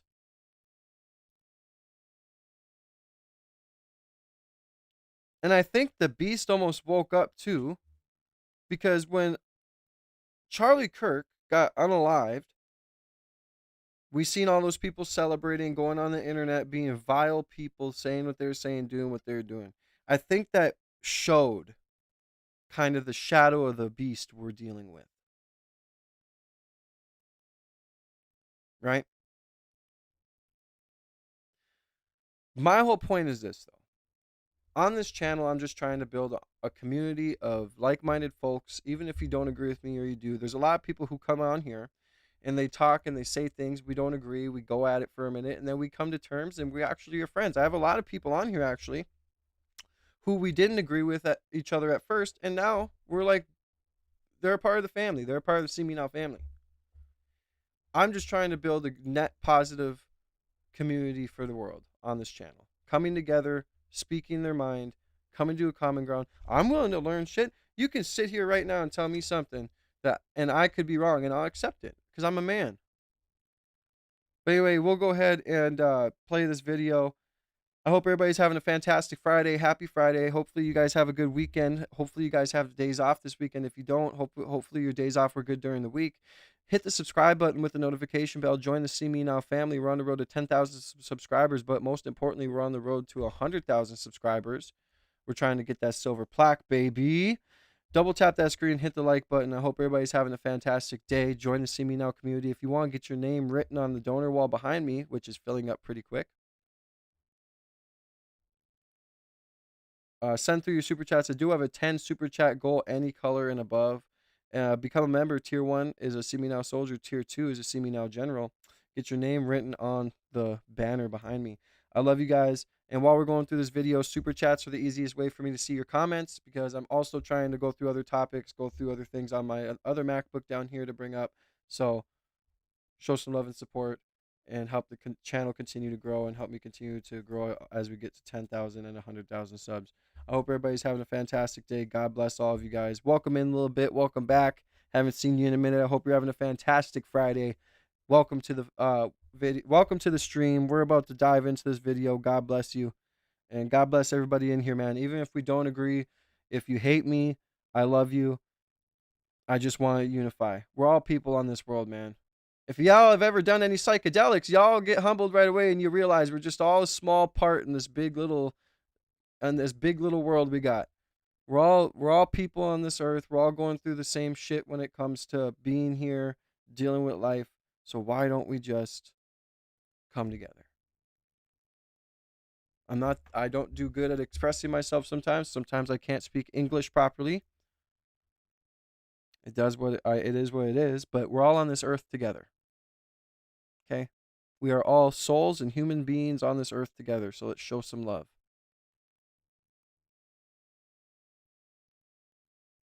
Love is free.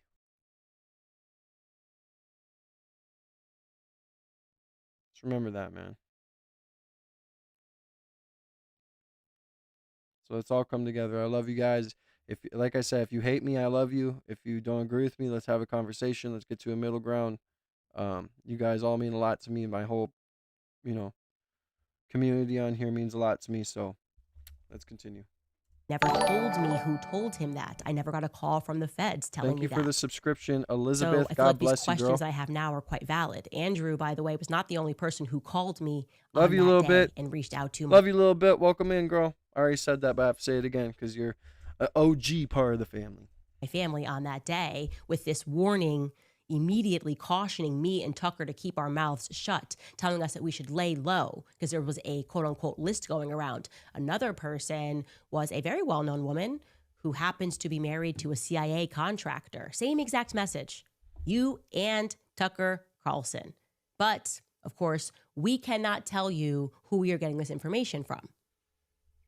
I'm starting to realize as I consider who the sources are and their closeness to the military, and now that we've gotten into the story and realized that virtually everybody there that day has these military ties, that threat may have been coming from the government, actually. That the globalized government that we live under, right, LOL to the idea that we have any national sovereignty, may have wanted me and Tucker to watch our friend die. And then that global gang wanted us to know that you will be next if you don't shut up. Like, really, it was supposed to be you. And this new saddest angle is not something that seems subtle to me. When I consider that it was Charlie that called me, it was Charlie that said that they want me to stop speaking about Brigitte. And now I consider saddest, which according to our source, our well-placed source, is a front, right? Suddenly this French company comes in and leases a hangar for only 2 years, okay?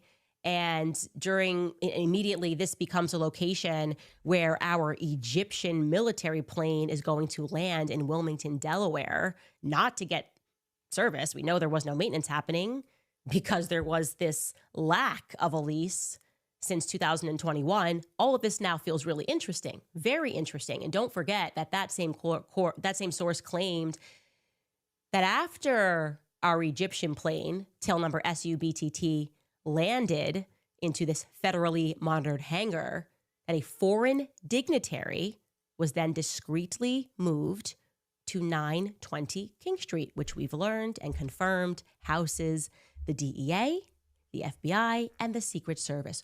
Quite rare, right? Quite rare for the Department of Justice to be coming together with the DHS. I mean, that's weird.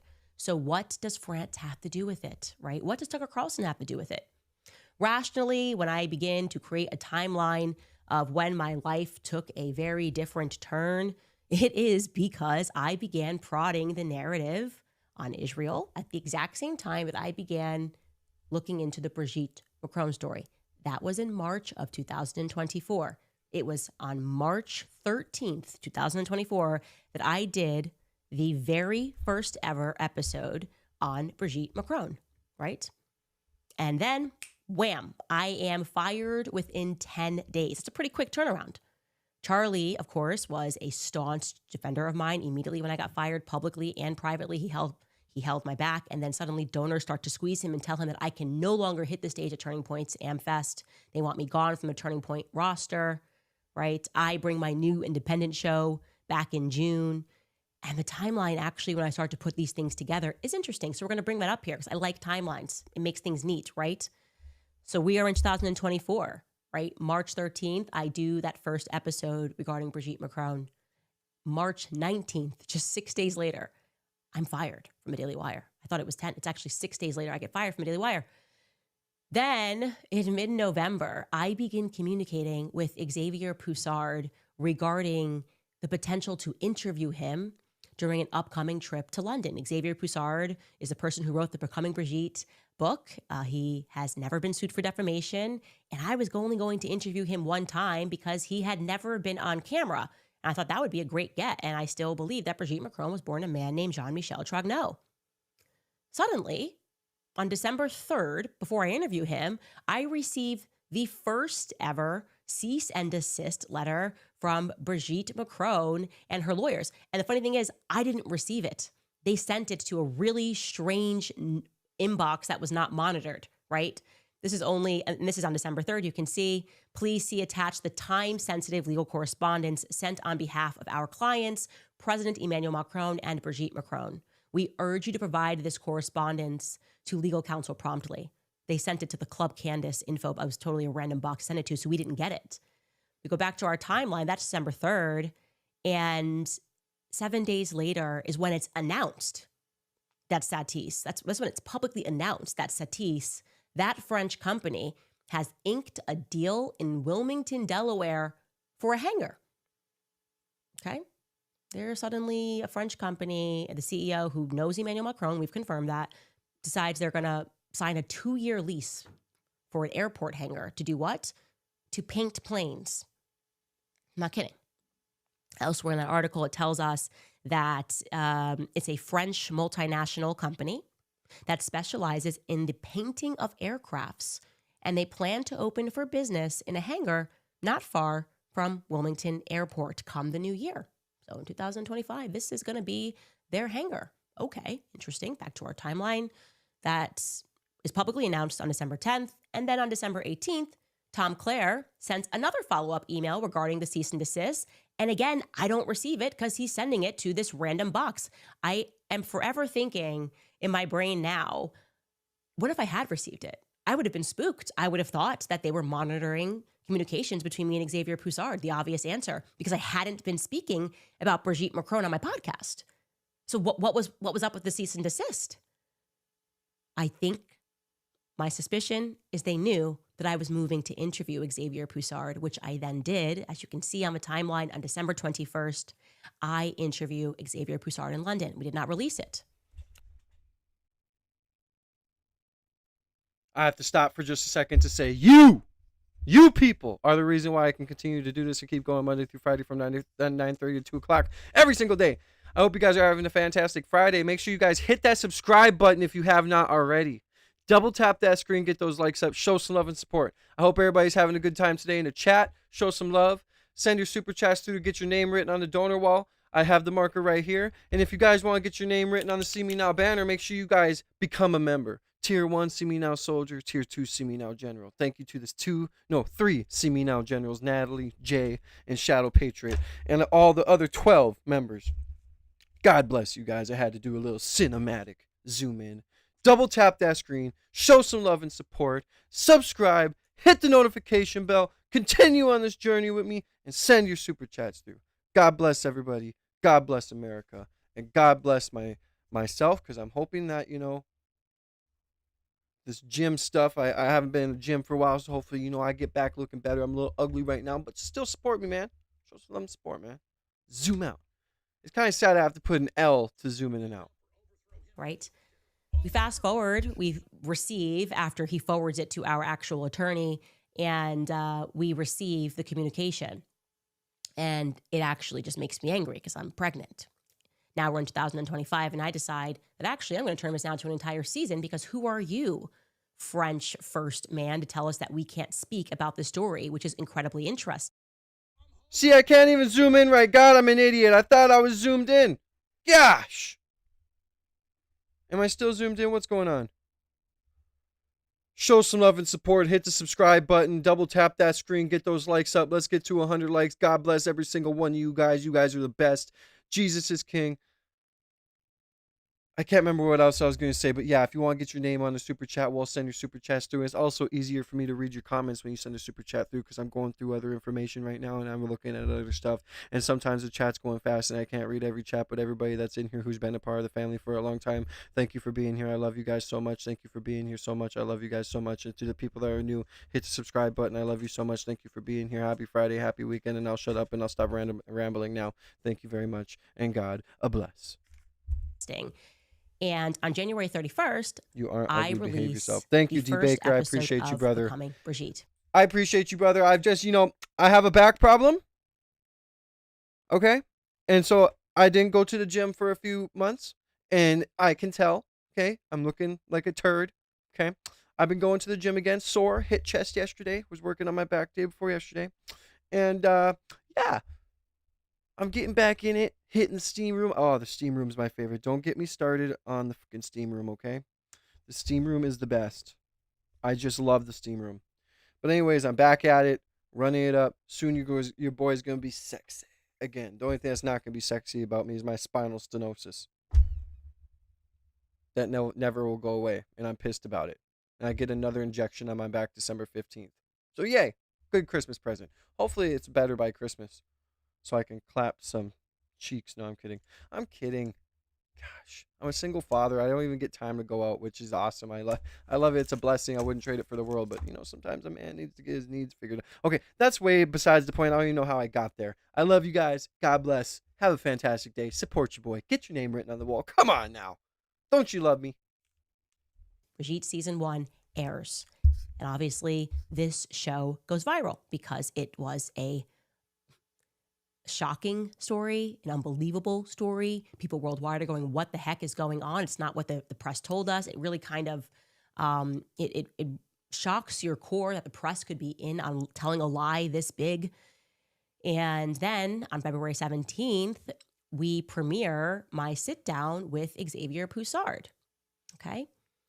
Jumping back into this timeline, that's on the 17th that email comes that we premiere that sit down interview with Xavier Poussard. And a couple of days later, on February 24th, Charlie Kirk reaches out and he tells me that the White House is asking me to stop speaking about Brigitte. And he tells me that it is related to the peace deal in Ukraine. That is ostensibly the reason on this same day, February 24th, that's how quickly the phone call happened. This is the day that Donald Trump meets with Emmanuel Macron. Yes, I agree. The steam room is just, dude, I can sit in there for hours. Do we have that, by the way, the text message between me and Charlie? Here we go. Yeah, this is February 24th. I'm showing you guys this now. Hey, I have something to tell you from the White House. They asked me to call you. I'm just the messenger here, but it's important. I say, okay, I'm around, call me. Then we have the phone call. And then I was like upset about the phone call because I was pregnant. And then I felt bad. And I was like, okay, let me think about it, because I don't want people in Russia to be killed because I won't stop speaking about Brigitte if the Ukraine peace deal was at the center of this. And he says, okay. And then I tried to say, I will circle back tomorrow, or maybe I said tonight, call if you want to chat at all. And we did, we chatted. The next day you can see he starts with the White House just asked for your number, FYI. I think POTUS might call you.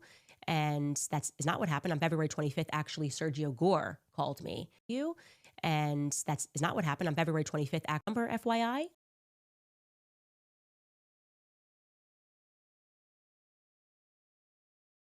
I think POTUS might call you. And that is not what happened. On February 25th, actually, Sergio Gore called me and asked me to stop speaking about Brigitte. And it felt more like an order than a request, and I did not respond in kind to that. February 26th, President Donald Trump calls me and asks me to stop speaking about Brigitte. Now, Charlie's in the middle of this. Communications are happening between me and Charlie about Brigitte, okay? On July 1st, and by the way, the series was over, and I said I'll agree to be quiet about this for a while because it's no longer relevant, and I don't want like Christian men to be slaughtered in Ukraine because I'm not keeping my mouth shut.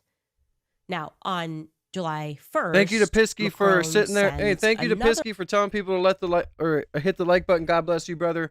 I appreciate it when you guys do that in the chat. Never spoken, bro. Don't be hating on my people, bro. Straight up, put you in timeout for a while. Go sit in the corner. Okay, go sit in the corner, bro. When people are on here and they support me and they're a part of the family, don't be hating on them, bro. And guess what? Since you had to say that to him, now he is a moderator. So who's thirsty now? You're thirsty for a timeout. Be quiet. Thank you, bro. Thank you to everybody who supports me and who's in the chat that shows love. God bless everybody, man. And thank you for the 50 likes. Just 51 more. We'll get to 100. If you guys want to get your name on the super chat wall, you guys know what to do. And I'll shut up. I'm trying to read all this and watch it along with you guys. So, legal threat. On July 18th, this is where things get really interesting. Charlie Kirk hosts Tucker Carlson at SAS. This brings in the Tucker element, right? He tells Tucker to go max, call out Israel, Jeffrey Epstein, just go max. And guess what? Tucker really did go max. I want to actually play for you this clip of what Tucker said on stage. Take a listen. The unfairness of it drives you crazy. And it's particularly galling in the case of Jeffrey Epstein and the whole constellation of people around Jeffrey Epstein, all of whom seem to be getting away with scams. And how do you know they're getting away with scams? I'll tell you how, because they're useless and they're rich. So how do you come to a place where some of the least impressive, most useless people who have no actual skills become billionaires? How's that legitimate? And by the way, if you ask this question, at least in Washington, it's like, oh, well, yeah, it sounds like you're a socialist. Sounds like socialism. Yeah, okay, I'm a socialist now. All right. I was a Qatari agent or a bigot. Now I'm a socialist. All right. Leaving aside my committed socialism, can you answer the question? How did Bill Ackman get $9 billion? Bill Ackman, a pretty impressive guy. I know Bill Ackman. And no wonder why there was heat after this. No. Bill Ackman's like well-connected and super aggressive. That's it.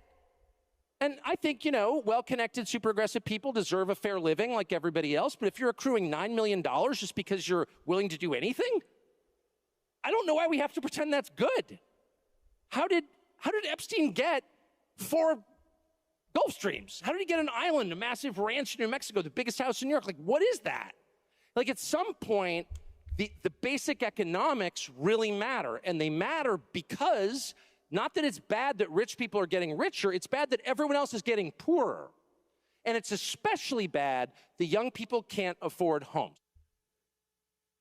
So what Tucker is getting to the heart at there is that we don't live in a meritocracy, right? You have people who, because of their bloodlines, are just being handed things, right? Bari Weiss is a perfect example of that. Nobody knows why she is an executive at CBS. She has no objective talent. I will guarantee you everyone around her is smarter than her, and yet CBS picked Bari Weiss. There's a reason for that. Who bought there CBS? There is a reason why people who are talented can be completely shut out, taken out, told that they can't even be in the system. Think about Kanye West, right? Because of what he's saying. And then people who have no talent are suddenly everywhere. Billboards. We're being told this is the most beautiful person, the smartest person. This person has what it takes to have a makeup brand, whatever it is. And they have no objective talent.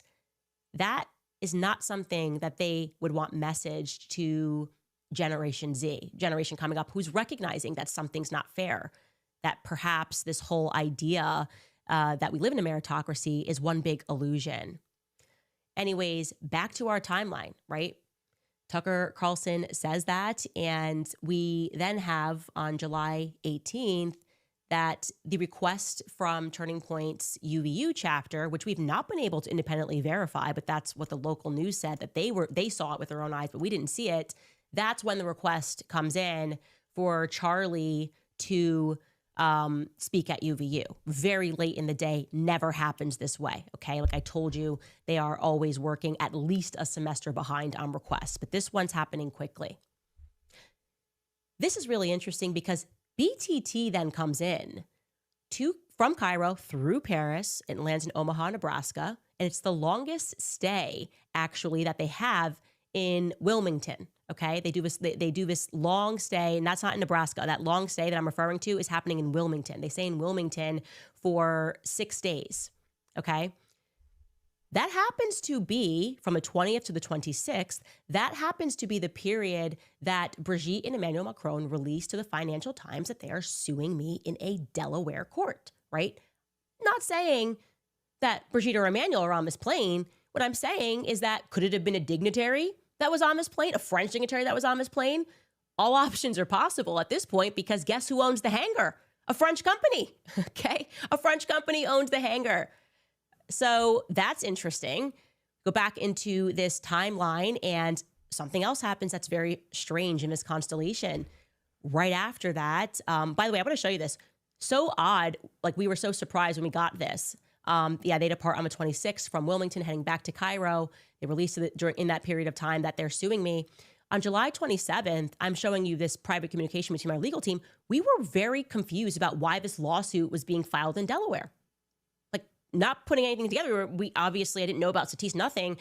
This is my lawyer, and he says, here's like the PDF. It's massive. We're likely going to try to file a motion to dismiss to stay the case on the grounds that it's inconvenient to litigate in Delaware because you're in Tennessee. Your company's in Delaware to not defame anyone. The witnesses are in Tennessee. The Macrons are not citizens of Delaware. Thus, there's no connection to Delaware.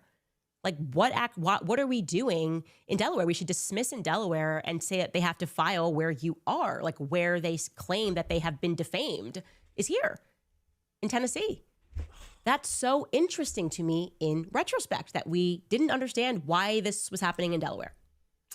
Anyways, moving on to August 1st, same week, Tucker Carlson releases an episode with me. And what goes viral from that episode is that we are discussing the Brigitte case.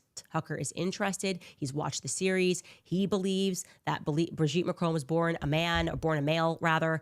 And that goes viral, okay? It just goes viral, gets more people speaking about it. So you can just say a lot of stuff is happening at this time. Then what we have is in very early August, we know that is what. Thank you to Alex Levine, 5530, $2. Appreciate you. React to some Zohar TV vids. Awesome stream. Thank you for the support and the kind words. I will have to look into that. I don't even know what that is. Hold on. What is it? Zohar TV. What's Zohar TV?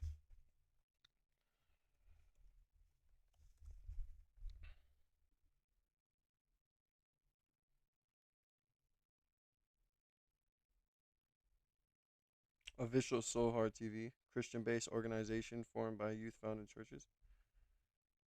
Hell yeah. Is that what you want me to look at? I appreciate the $2. Thank you so much. I'm gonna write your name on the wall right now. Had to grab a marker. I dropped it. So Alex Levine will write it down. We gotta figure out where we're gonna put it now. Let's go.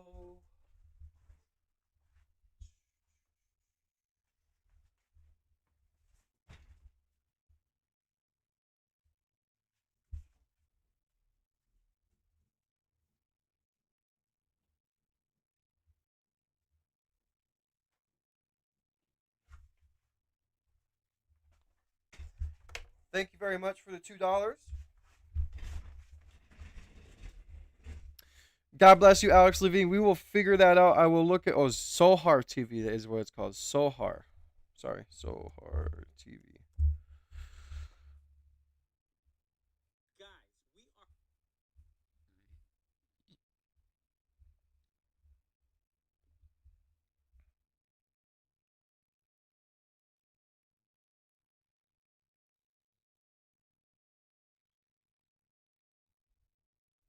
Yeah, we'll definitely react to that. Looks like he does some good work. what's that one guy? Hamza. I like that creator Hamza too, where he talks to Israelis over Omegle or whatever. I think that's good. So this guy goes out and does conversations out in public. That's pretty cool. All right, we'll watch this. I got a video tag, so we'll watch one of those videos after this. All right. Alex Levine, thank you for the $2. I appreciate you. God bless you. 9 more super chats to reach our super chat goal of 10 super chats any color. Again, 9 more super chats to reach our goal of 10 super chats any color. Get your name written on the wall after your super chat live. Thank you guys for being here. God bless everybody. 46 more likes to be at 100 likes.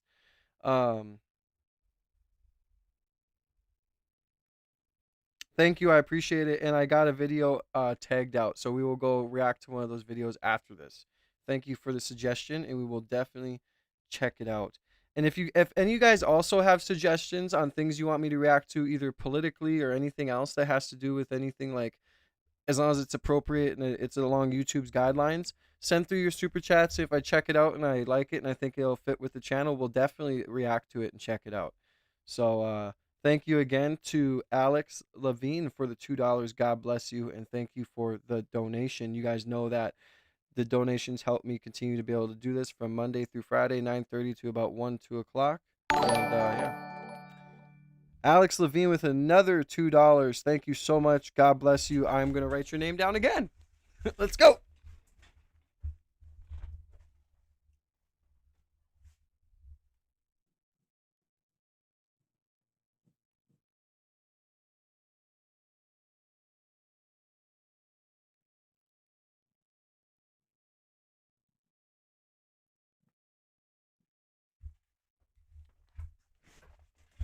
Like I said, you guys get your name written down on the super wall as many on the super chat wall as one is. Or oh my god, I cannot talk. I hate it when I can't talk and I fumble sentences. I'm so sorry.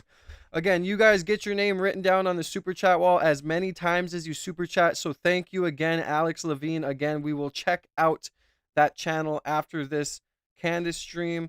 I really love watching videos where people go out and talk publicly, so it's going to be interesting to check him out. And I already subscribed to him, so thank you for mentioning him and stuff like that. We will definitely check it out. And again, guys, now we have 8 more super chats to reach our super chat goal of 10 super chats.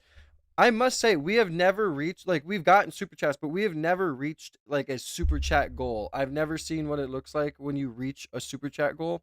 So if you guys want to help me out and send through your super chats, again, it's any color and above, so $1 and above. 8 more super chats, we will reach our goal. And yeah, thank you guys for the blessings. I always say your subscriptions and your likes are all that matter. Help me get to 100,000 subs.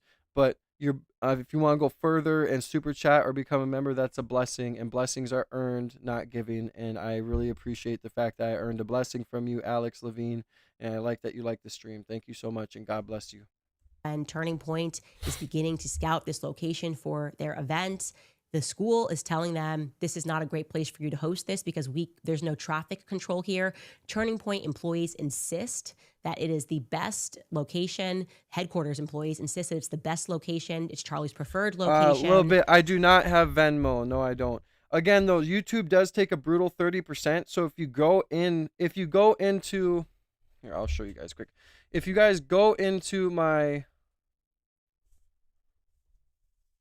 description, right? If you go into my description, a little bit. I do not have Venmo. Hit the 3 dots. No, I don't. Again, though, you hit the 3 dots above my head if you're on the phone and go to the description and copy and paste it into your link. Or if you're on the computer, go ahead and go to the description right down here. Click on Streamlabs/Kanye's Music, and then you can go ahead and send through a tip right here. So, yeah. But other than that, no, you can just super chat or whatever. But thank you guys so much for the super chats, and I appreciate you guys. God bless. And so it's got to happen from August 5th to the 6th. That's the Notorious Hamptons retreat that took place. Charlie himself described it as an intervention, and Bill Ackman disputes that narrative. T. Baker, you're Dillon funny, disputes bro. that narrative. Bibi Netanyahu offers to take Turning Point to the next level financially. Charlie declines that offer. Okay. We fast forward to the 17th. BBT flies again. It does its Nebraska route Charlie speaking on August 23rd. It again goes through. There is 38 minutes left on the super chat goal. 10 super chats, $1 and above. We need 8 more super chats to reach our goal. 38 minutes left. By the way, the highest super chat I've ever gotten was $100. Natalie, shout out to you. I haven't seen you on stream since, but I really miss you and hope to see you again. You have very kind words. I love.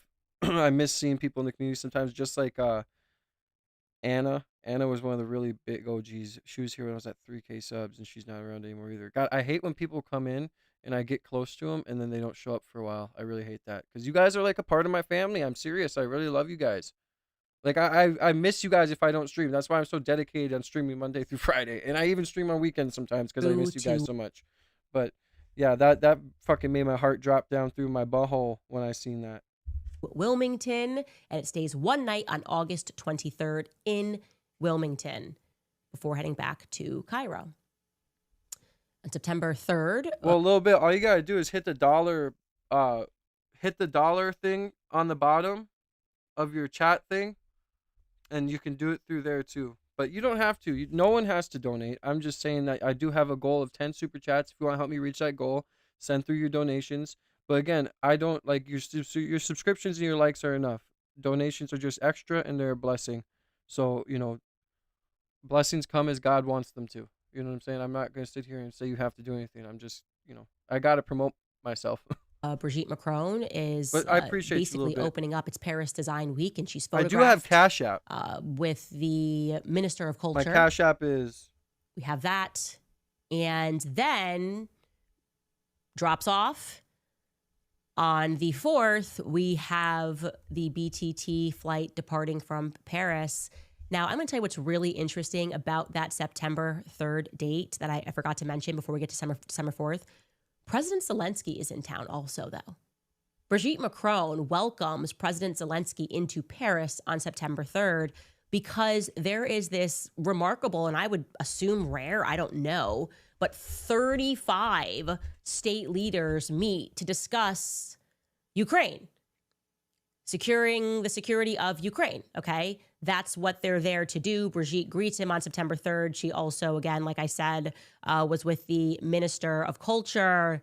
And then we have this flight that leaves from Paris. BTT leaves from Paris, and it's go time, right? This plane is now going to stay for 6 days, and then it's going to go to Wilmington, Delaware. As you guys know, it's going to stay in Wilmington, Delaware before departing on September 11th after Charlie Kirk's assassination. I find this now to be very interesting, okay? Very interesting as to whether or not on that Egyptian, quote unquote, Egyptian plane, there could have been foreigners that are not from Egypt. And I think that's pretty obvious that these people were not from Egypt, okay? I really don't think this was an Egyptian-filled plane. Whether or not they had Egyptian passports or Egyptian names is a whole other story. But people at the state level print IDs, right? Of course, obviously. Jeffrey Epstein had a Saudi Arabian, totally different identification, multiple passports and different names. I am very curious about how that timeline is coming together because we were getting very close to something as we had started on September 8th, by the way, our Becoming Brigitte Season 2. And we were looking at how unusual it was that a dog was barking a bit too loud, a thief that nobody was pursuing was running, and that was us discussing the MK Ultra program, and Brigitte Macron, strangely, and Emmanuel mentioning MK Ultra in the lawsuit to us 18 times struck us as odd as we were trying to determine whether or not it could have been Brigitte Macron that was involved in that Stanford experiment, this prisoner, 2093, that was being protected. We didn't know why this prisoner was being protected. We sent somebody there. There seemed to be more. And what really terrifies me is that if my inclination that Xavier Poussard's messages have been being read and tracked for longer than I even realized, and that's the reason they initially sent that cease and desist in December, was to ward me off sitting down with Xavier Poussard, then what we hadn't yet presented to the audience, but what we were investigating on the back end, if they were aware of that, it really makes me wonder if we were on the right track. And it was something that was so sinister, involving maybe another step of the MK Ultra program being used to foster serial killers and to give serial killers new identities and allowing them to run in countries. That was kind of conversations that I was having in the background with Xavier. And we thought that we had perhaps identified Brigitte Macron at Stanford University, a possibility is what I would say. We were maybe at a 50%. And then suddenly Charlie Kirk gets assassinated, and it totally throws us off of the scent entirely because we're trying to figure out what happened to Charlie. And now, strangely, I'm gonna go fill my coffee real quick. I'll be right back. I need more coffee now. My baby mama just texted me, and every time that happens, fucking stress. Ugh.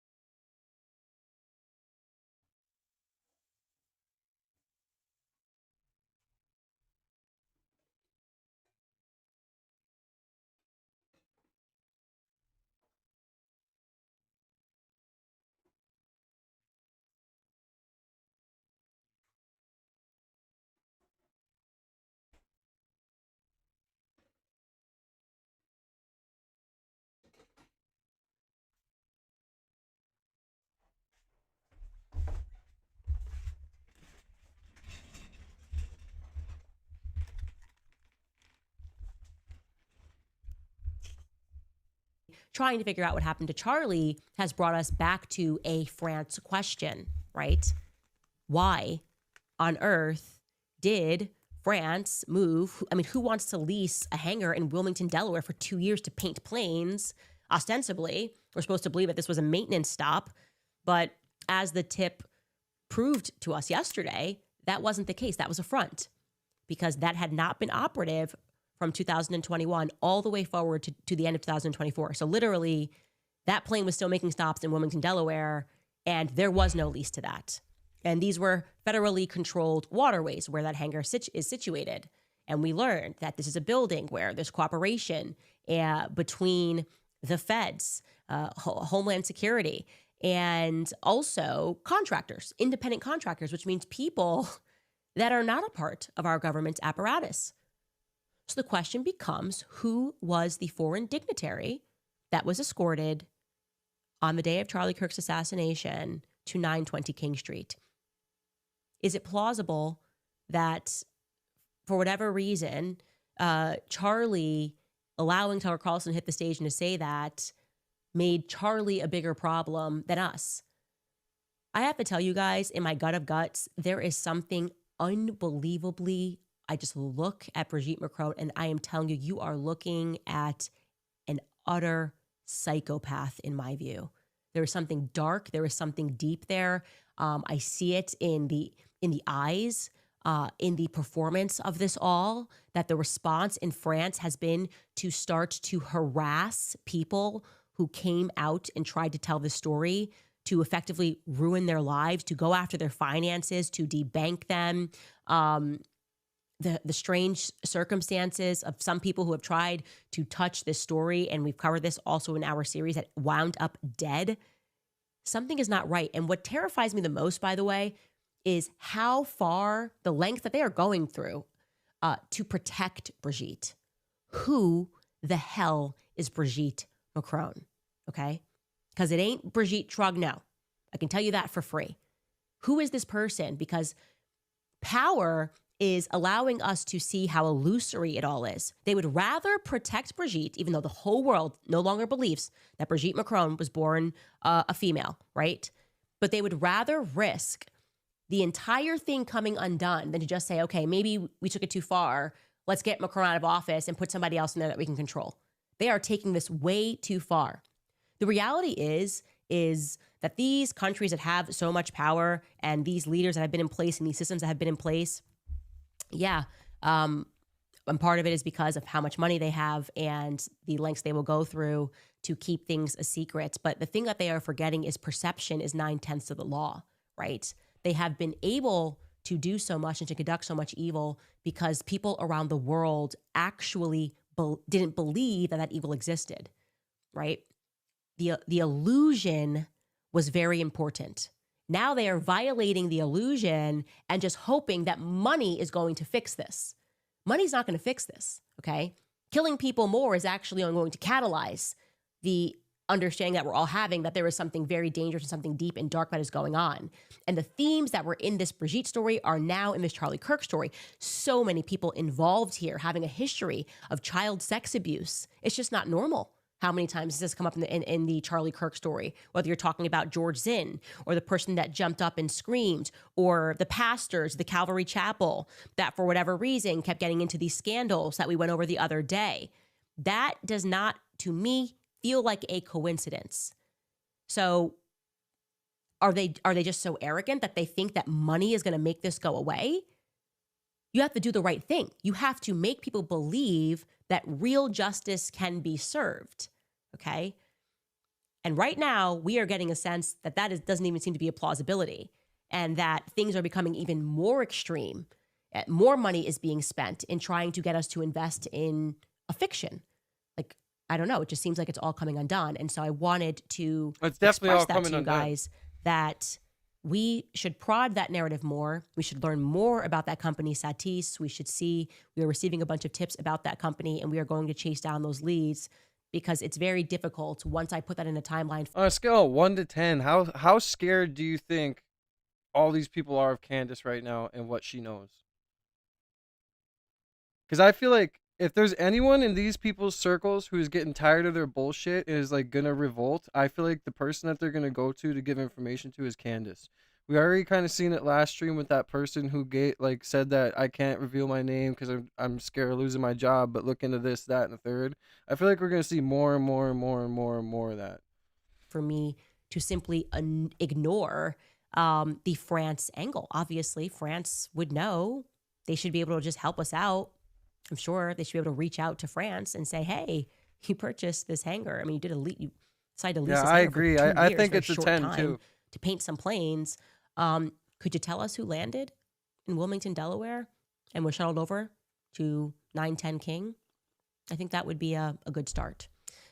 Anyways, we'll be right back, and I'll tell you force about him into a deal Brian by Thursday. Harple's big. I just heard some news. You can't try for. I'm not surprised. I wouldn't be surprised if they're trying to force him into. That's how Trump works on his terms. Do it now, or I gotta tell you guys, by the time we're done with this list of verifiable turning point lies, it's gonna look like a CVS receipt. You know what I mean? It's just getting longer and longer, and these misrepresentations are, of course, lies.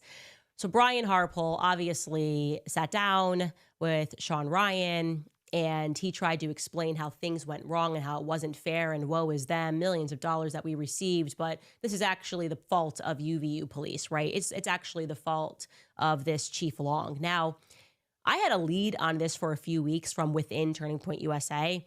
Many people obviously leaking within the organization, but I wanted something a bit more solid. Like, they were telling me that they knew for certain that the security did some abnormal things that day. Personally, unless I am certain as it pertains to Turning Point USA, I try not to speak on it. But as it turns out, security people are getting fired or getting moved around at Turning Point, and people's families are getting threatened. And so people in the security apparatus are starting to speak. And now we are certain.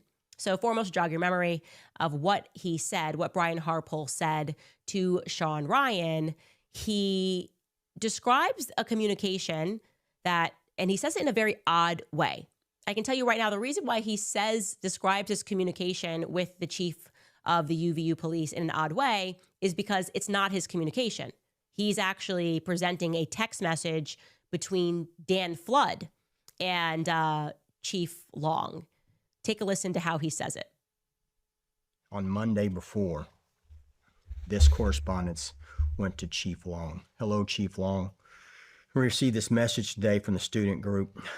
There is a student roof access pretty close to where CK will be set up at the Utah Valley. The Sorensen Center has a couple of staircases that go up to walkways on the roofs. He comes back, and for edification, the Sorensen Center was the building in front of the Lucy Center. And so See, I don't get why they show text, because all it says is Monday 4/11. Like, they could have just chose any random Monday, sent fake these text messages, and then showed them. Like, show the date. Pull the receipts out of the actual database. the walkways on the roofs. He comes back, and for edification, the Sorensen Center was the building in front of the Lucy Center. And so he comes back and he says, you want access to the roof.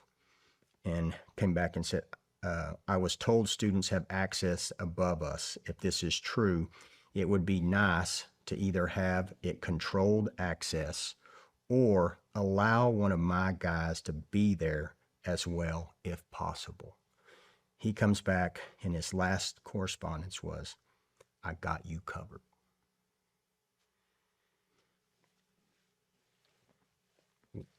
What else am I to do? When a command level person from an accredited police department says, I've got this area. Jeez. Oh, pick me. So I could confirm to you guys that something else that they could have done would have been to at least walk around UVU when they arrived. They didn't. Never did a walkthrough. And I can also tell you that this is a severe misrepresentation, because the reason why he says Sorensen, and obviously many people picked up on this, like Lozzie is supposedly where the student got up on the roof. So why would Sorensen even matter? Well, apparently, and again, I confirmed this with security inside of Turning Point. There somehow happened to be a leak, and so they can't dispute this. But actually, Dan Flood was primarily and only concerned with the flag of halls, which is behind. That's what was behind Charlie. So I'm going to actually show you this, what they're referring to and why he says Sorensen. I don't know if your mouse can move here. I don't know if you're able to do that. It's okay if you can't. But you can see we're up there on the right where it says Sorensen Student Center. Well, there is a way, as you can see, to get down and get across to the walkway. And that's what they wanted to secure. They wanted to secure and to make sure that nobody had access above Charlie's head. And that's why he says the walkway. He knew that, by the way. Obviously, he knew the context of that. It's very strange that he's reading that off of his phone as if it's on his phone and he had the communication. That's fundamentally dishonest. He should have said, this text message happened between Dan Flood and Jeff Long, and here's what it was pertaining to, or he should have showed more, but he couldn't show more. And, Sean Ryan got played. He did, and he should be upset that he got played, because they're basically using him to spread propaganda. Just propagandize the situation and pretend that they're somehow the victims. Something else that is very strange that I was told early on when all of these leaks were coming is that not only did Turning Point not walk. By the way, guys, we got 20 minutes left on our 10 super chat goal, $1 and above. Help me reach my 10 super chat goal of $1 and above. Get your name written on the donor wall. God bless. Campus when they got there, I'm referring to the security. But also, the only thing that Dan Flood apparently cared about was making sure that their SUVs had clear access behind Charlie, in and out access. So they were not concerned about any other rooftops. They were not concerned about walking to make sure that they had access to other rooftops, obviously, or to make sure that they could see what points it was that the people could just walk onto the courtyard. They weren't concerned with any of that. All they cared about, for whatever reason, was the flag of halls, controlled access in the flag of halls. And I'm wondering if that reason is because... This is really interesting, but I told you it's kind of strange that there were only 2 videos of people really that saw the alleged shooter on the roof that sprinted off of Losi. I found that to be quite strange. There were a lot of people there that day. There was a lot of action that was caught. There wasn't even any more testimonies that came out. And when we hunted down the origin of those videos, I found it strange that those students who shot it didn't post it themselves. They went through third-party people, fourth-party people. One person, both of them, jumped through multiple hoops to get that video out. And when we tracked those people down, both of those students or non-students were in the military, right? ROTC. I found that to be very interesting and compelling. And I am wanting to know more about what was happening in that Hall of Flags. Something is off here. There seemed to be a lot of buzz about the Hall of Flags. Even that Indian kid that we had showed you was taking that shot, who said like, oh, I didn't know Charlie, but he was really popular, was posting all of these videos and somehow gave his videos to the news.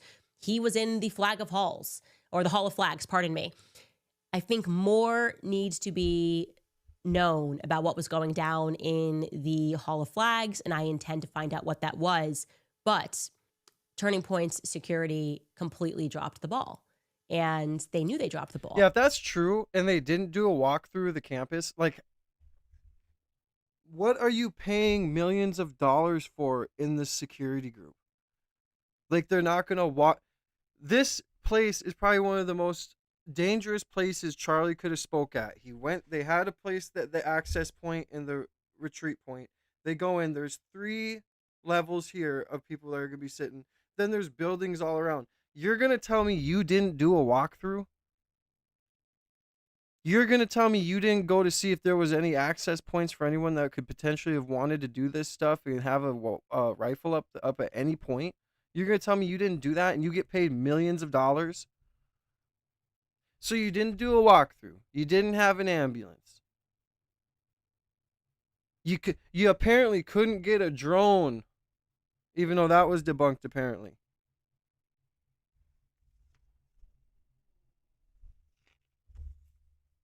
I mean, dude, how are you going to pay millions of dollars for a security team that drops the ball this bad? This is just like the time that the attempted assassination on Trump and they dropped the ball with whatever that guy's name is that went on the roof and had to clear access point there.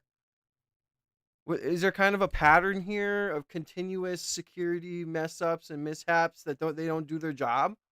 And that was the Secret Service. That was really bad. You pay millions of dollars for this company to protect you, and they don't even do a walk through the school? With that kind of compound, with the way it was set up, they should have been there days before checking it out. Or they should have at least had other people giving them intel and information of potential access points and other things of that nature.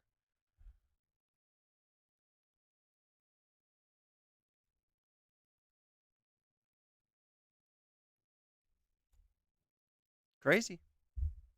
And yet they then tried to pass that off by misrepresenting text messages. Why? Why is he protecting Dan Flood? Why isn't Dan Flood speaking? Has Dan Flood been fired from Turning Point USA? Was this actually just a propagandist mission to sit down with Sean Ryan and to lie and misrepresent? Everybody's instincts were correct about that interview. We are still being told lies by Turning Point. Now, beyond that, this is crazy. This broke in Utah. So the story goes, and I told you that the story was BS, but what the feds told us was that, you know, grandpa's gun was missing, and then a friend called, and the dad, Tyler Robinson's dad, recognized his own son and then turned his son in. And I told you that was a lie. That's not how things went down. And I was called a liar, and no one believed that I had sources. You know, and people are going to sit here and probably tell me I'm an idiot, but to me, the person in the picture that they were showing looks more like Lance. Like, if he were to have a ball cap on and not be dressed as a furry and have the clothes he had on, I would like to see that picture and then Lance dressed just like that side by side, with the mouth, the lips all thin. Like, to me, I don't know, that just... And then Lance just disappeared. No one's talking about how Lance is just gone and nowhere to be found. As well, now, mysteriously, the footage of Tyler Robinson turning himself in, which should, in theory, show his dad and him walking in. His dad turned him in. Remember that storyline?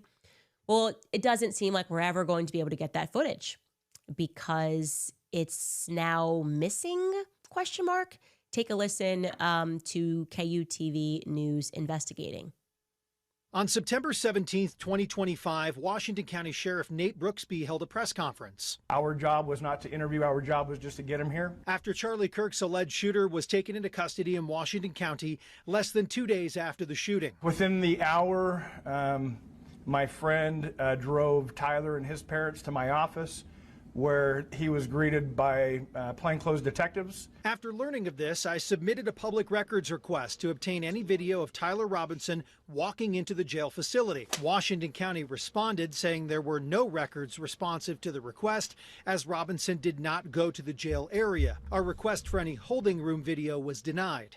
A few weeks later, I re-upped the request on a more generalized scale for surveillance video showing Tyler Robinson walking into the sheriff's office. For the state of Utah, we would certainly hope that this video is available. The response? Our office does not have any applicable records responsive to this request, as the surveillance footage is no longer available after the 30-day retention period. If, in fact, it has been destroyed and not preserved, it's very concerning. And if it has, then it's very concerning that they're telling you they don't have it. If they no longer have it, I would have expected to say that this video has been provided to the Utah County law enforcement. Please contact them. But instead, this letter leads, in my opinion, as trying to shut the door and not give you free access to the press. While it's not clear if the video exists and was just handed over to another agency, in a response to me, Washington County shared with me they don't believe the video was shared with anyone involved in the case. Wanting to get videos showing that he turned himself in and the manner he did so would be crucial for the defense work of mitigation. I don't know, guys. We just can't get one verifiable piece of evidence that Tyler Robinson even exists. Does he even exist? I think it's a fair question. Is he just an AI app? Does Tyler Robinson even exist at this point? Feels like a fair question. Because we can't get one clear image. And now, which good on them for realizing, oh wait, actually we can put in a gamma request and figure out whether, like, we can just watch him turn himself in. That's a big part of the story. Heroic dad marches his son in and says, here he is. And I told you that was all crap. That would be some damning video, I'm not gonna lie. Dad of the year, right? So what actually happened? What actually happened? He also can't appear in person. He's appearing electronically, doesn't have to put his video on for court hearings. What is going on? How dare they call anything that we are covering a conspiracy theory? The conspiracy theory, I'll tell you what it is right now. I don't want you guys to be conspiracy theorists. The conspiracy theory is that Tyler Robinson, who did not attend UVU, had never been on UVU campus, packed up his car that day, jumped onto a rooftop, figured out how to like jump around like Spider-Man, and just knew exactly where Charlie Kirk would be seated, despite having never been there. Took one shot with 30-06 that got stopped because Charlie eats spinach. And then he swallowed it, actually, because it actually ricocheted down into his stomach. He then makes a hasty retreat into a Dairy Queen where he texts. Yeah, not only that, but like he gets up there, takes the shot, that Charlie eats it, whatever. But then it's like, how he jumps down. We do not see the rifle. There's no way he could have broken down the rifle in that amount of time. Then how does the rifle end up in the bushes where they found it? Like, so many different things being talked about, right? And then we have those ghost cars. Apparently, one of them was allegedly driving by him as he was running away. But how did he take that shot, get up, run away, jump down, keep running with like no rifle in sight, and then all of a sudden the rifle appears in the woods with none of us talk about the words written on the clips either. Every minute of what he did to his lover. And then despite going home to his lover, he decides the next day to still text his lover more about his dad. Yeah, that makes sense. Yeah, he's home, but they're still texting more because like that's what you should do as opposed to just talking to him face to face. And he wanted to get away with it. And he expresses that, but at the same time, despite the fact that he's got like a 4.3 GPA and he's like a boy genius, he just decides to write every minute of the crime that he had just committed to his love. That's actually the conspiracy theory. Like Yeah, that. you plan this whole elaborate thing out, right? You plan it all out. You shoot Charlie Kirk. You think you're gonna get away with it. You jump down. You have your little notes written on the clips. All of a sudden, it's found in a bush, and then all of a sudden, for you to get away with it, because you want to get away with it, you just write out everything on a cellular server that can all the files can be pulled, and it's a complete script.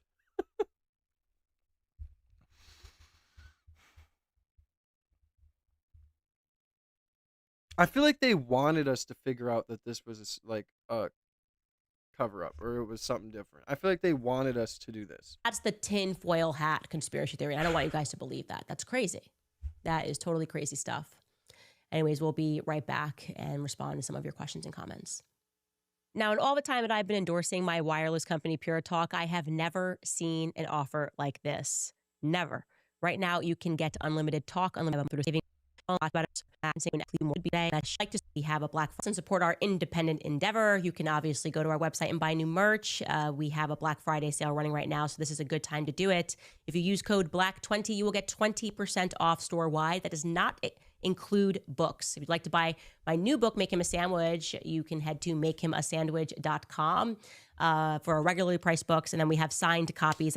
All right, so due to the guy that super chatted, hopefully he's still in here. We're gonna go ahead and watch a video of the guy that he wanted me to watch. How many?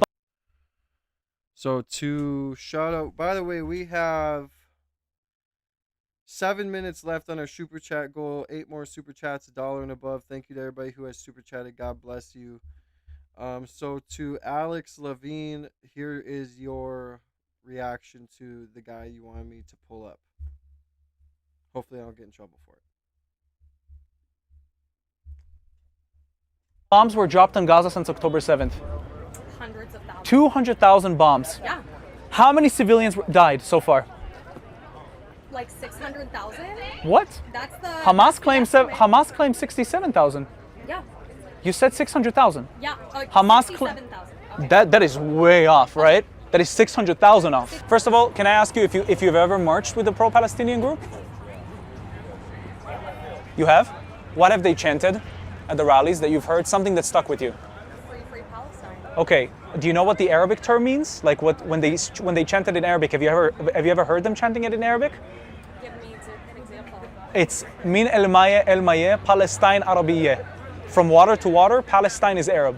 Have you ever heard that chant? River to the sea, Palestine will be. That is the English version. Yeah, which they're trying to make accessible for the Western culture. But if you actually listen to what they say in Arabic, which is their native culture, they say from water to water, Palestine is Arab. That means that they call it's a genocidal chant calling for the ethnic cleansing of Jews because Jews are not Arabs. When are they, well, I don't understand how it's saying that area is Arab if it was. It was Jewish before it was Arab. It was Arab because it was Arabized by the conquest. So if it was Jewish at one point, then it was Arab. You're saying that. But was it always solely Arab? It's not okay for the Palestinians. You're saying that it's not okay for the Palestinians. Yo, this guy needs a mic on this girl. This guy needs to invest in like a Rode mic and get this girl on a mic.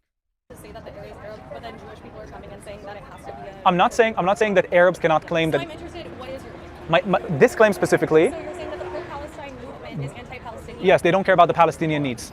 But who is they? I'm talking about the people protesting who were protesting since October 7th, saying ceasefire now, yet right now when we have a ceasefire, I don't see anybody celebrating the ceasefire or the end of the alleged genocide. Right now there's Palestinians getting killed in Gaza by Palestinians. I don't see the same movement advocating for Palestinian rights. I think that's very selective outrage, don't you think? I don't think it's selective outrage. I think that people aren't celebrating because what we want or what the pro-Palestinian movement wants hasn't been fulfilled. But there hasn't even been a full ceasefire. There's still bombing going on. No, there's no bombing. Yes, there is. No, there isn't. Yeah, Israel. Yeah, there actually is like after the ceasefire happened, there has been a few frequent bombings that have happened. So we stopped bombing Gaza the moment. Not the second. There's 3 There was phases. some bombing that happened. I can't tell. Is this guy Jewish or is this guy Palestinian?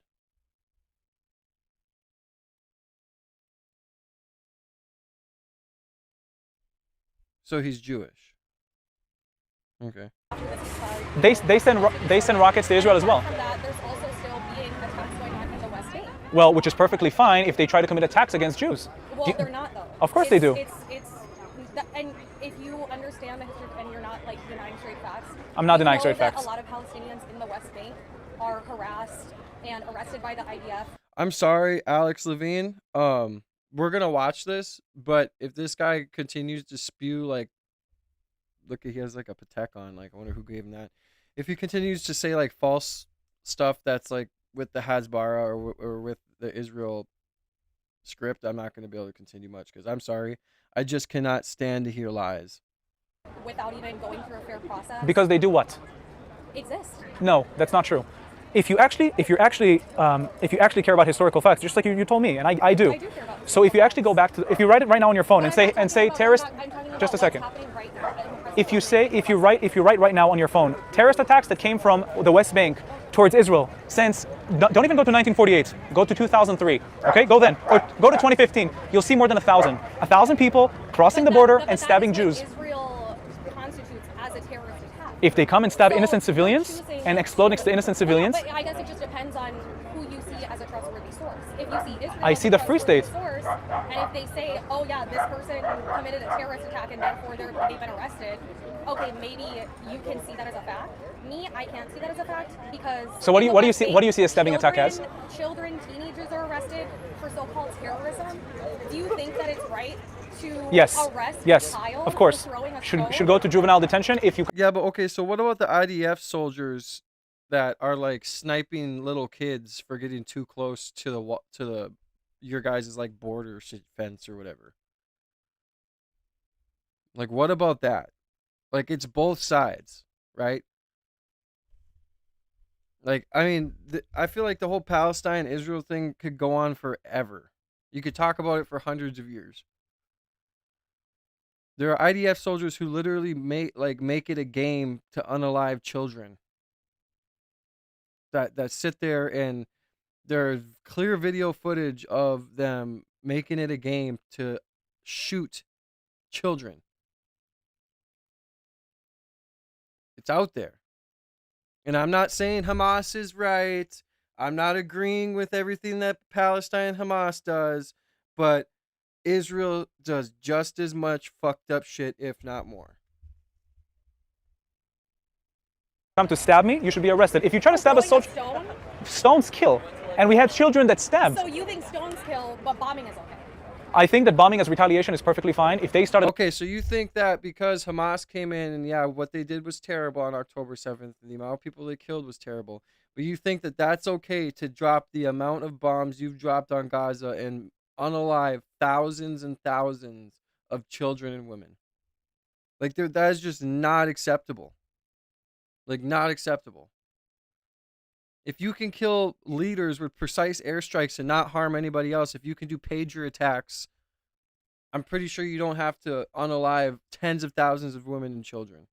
The war on October. So you think that? So you're saying that a child should go to juvenile detention? If you come to stab me as a child, yes. To bomb an entire civilization? Does anybody here seems like see it as a wrong thing to put a child who tries to kill a soldier? Stone is not trying to kill. I said a person. If a young child, if a soldier is standing right here, a completely armed soldier with uniform, a vest, a gun, you think that a child picking up a rock and throwing it at them Yes. is a threat? 100%. Stones kill.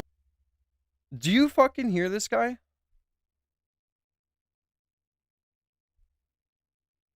Let's rewind this quick. Do you fucking hear this guy? Is standing right here, a completely armed soldier with uniform, a vest, a gun. You think that a child picking up a rock and throwing it at them Yes. is a threat? 100%. Stones.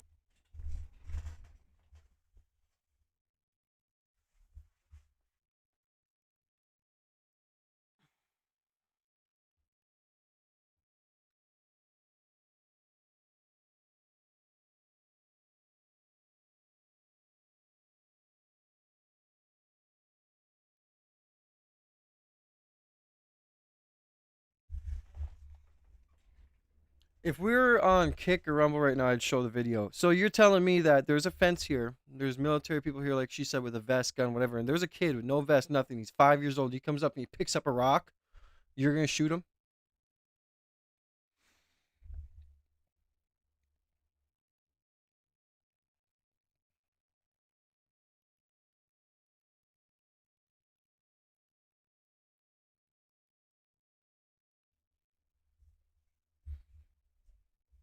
Despicable human being, bro. Killed soldiers in the past. We have children. In the past, like what? I don't understand. Listen. What makes it okay for you to just sit at the border and there's videos of your IDF people laughing and saying, "Oh, I should have got him right in the middle of the chest. Oh, I should have got him in the head."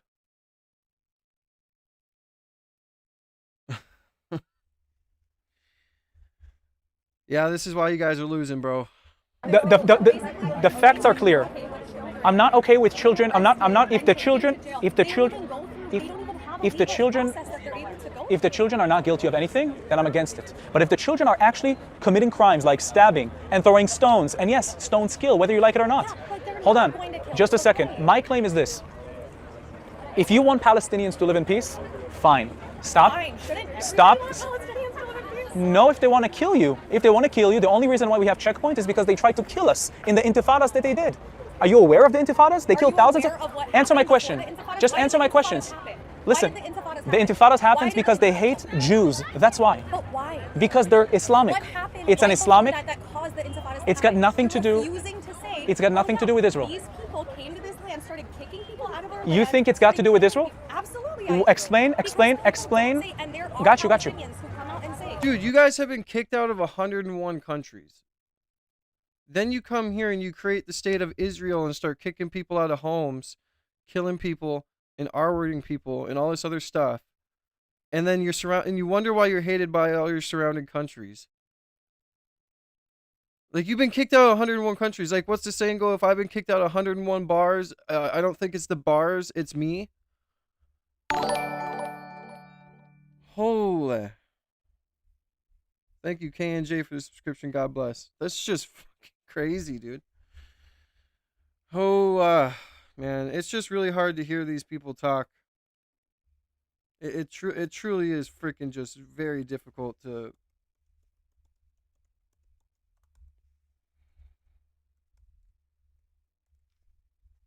It's just hard to hear these people talk. It truly is. I don't hate Jews. I don't think that all Jews should die. But the state of Israel, it's a state. It's not a person. Got you. It's not a Jewish person. It's a state. It's an establishment that's corrupt. Okay. This girl's doing a very good job, though. This girl's doing a very good job of conducting herself kindly and respectfully and trying to bring up good facts. If she had a person like Myra in there, like, he would be destroying this guy. But this girl is doing a very good job at holding herself. Like any establishment, but again, I'm going to ask you this. If you think hold on. Just a second. If you think it's about Israel, why were they killing Jews before Israel was created in 1834, even before the Zionist movement? Obviously, there were people that did genuinely hate Jews. Why? Just like there were in every single part of the world, which I'm not saying is okay just because it was prevalent. So it wasn't only then, right? They did it way before. It started before the Zionist movement. God, there's so much shit I want to talk about, but I don't want to I don't want to get unmonetized. Let's all talk about how the transgenderism started. And so my claim is this is an Islamic attack, Islamist attack. It has to do with religion versus Jews controlling the land that once the Muslim conquered. Yes, there is a conversation to be had about religion, but it's only, in my opinion, it's religious solely. But I don't think it's solely about religion. I think it's people genuinely trying to exist. Because how are you going to say that it's purely Islam when there are Christians in Gaza? When there are Christians? Okay, Johnny boy, what about the Israel soldiers who were just released and got like a hero's welcome after R-wording their prisoners? Palestinians. So what? Can you tell me where the Christian Jews are? Then where is it Islam or how is it Islamic attack? If you actually go to the Palestinian, fueling this hate, if there are Christian Palestinians that are being killed as well. I urge you to go to Palestinian Muslims who live in the West Bank, in Judea and Samaria, or in Gaza, and put a 1 in the chat if you're free Palestine. Put a 2 in the chat if you're with Israel. ask them, will you ever recognize Israel as a Jewish state? What do you think they will say? Probably not. Why not? Because they lived there before and that land Did is they? not inherently Jewish. How did they live there before? The Jewish people have lived there before. Okay, yes. Tons and tons of years ago. No, for thousands of years, the Jewish people have had presence in Jerusalem, in Safed, in Hebron, in Tiberias. Okay, the Jewish people that are living there now, what did they have to do in order to establish their settlements there? They had to do everything, everything legally. Everything legally. They purchased land from. It's legal to go into somebody's house and say, you don't get to live here. Can you name a single village that was taken by Jews before 1948? One. A single village No spamming. Single Arab village that was taken by Jews before 1948. No. Exactly, because nothing was taken. Nothing was taken. When they started the war in So then in 1948. They started a war against us. They started a war against us. They told the Arab inhabitants to leave. They call it the Nakba. We call it the Independence Day. Right after that happened, they told the Arab inhabitants, we will kill the Jews and then you can come back. They lost the war. They couldn't come back. Yeah, I'm America first. I'm America first. Honestly. But this holds a, yeah, never mind. I'm just going to be quiet. I'm America first no matter what. But I just love how it's just, yeah. Israel still, despite all that, brought 152,000 people back into the land. I am saying facts. No, you're not. You're saying Check. a twisted version of history. What makes you say I'm not saying facts? There was this settlement offered to Jewish people after Offered by who? By Great Britain. Where? In Palestine. Why? Because the Jewish people of Palestine, the Jewish people of Palestine were fighting alongside the Brits against the Nazis and against the Ottomans. That's why they were given that right, because they were trying to help the Brits fight against the Nazis and against the Ottomans. The Palestinians were fighting with the Nazis. So why would they get any right or any claim? Why would they? They were Arabs at the time even. They were there. It's not their land. And even if it is their land. And I think that Jewish people have the right to exist in this world. So you're a Zionist. Yes, you are. You don't believe they have a right? You don't believe they have a right to self-determine their ancestral homeland? I don't think they have a right to go and kick other people. They never kicked anybody out. Okay, then what? What do you mean they never kicked anybody? He's lying right now. Kicked the Arabs of 1948.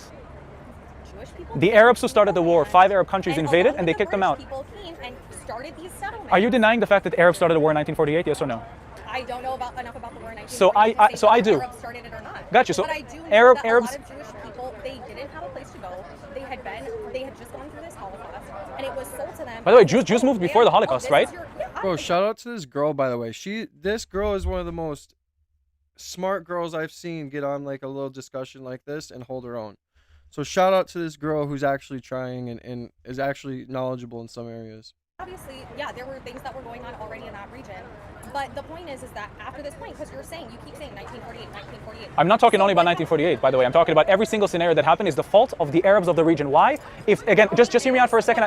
Just hear me out for a second. There obviously are isolated situations that this happened in the past throughout history. Yes, of course. Does that give Jewish people a right to kick people out of their? Nobody kicked anybody out. The reason why people were forced to leave was because of the Arabs. I'm trying to explain to you. Because I want to ask you a question. I'm trying to explain to you. If it's not kicking people out of their homes, then what is? What is the act of walking into somebody's home saying, actually, I live here now, and proceeding to literally, because this is on video, this is recorded history, to literally take their belongings and start hauling their belongings out while they're crying and saying, what's going on? I don't know what's going on. This is my home. I've lived here. Who told the Arabs to leave? My grandfather lived here. My great-grandfather. Who told the Arabs to leave? I'm saying in this scenario, because you're not answering my question. I am. I'm answering this. Who told the Arabs to leave? It's always a question with a question. I think you're escaping the answer because you're scared to answer. I think you're not answering my I'm question. asking you who told the Arabs to leave. I'm going to ask it again. In what situation? In the 1948 that you talked about. The Brits? I don't know. The Arabs. There's documentation that the Arab armies invading Israel in 1948 told the Arabs to leave so they can invading Israel in 1948. Yeah, they waited for the first day of declaration and they invaded. That's what I mean.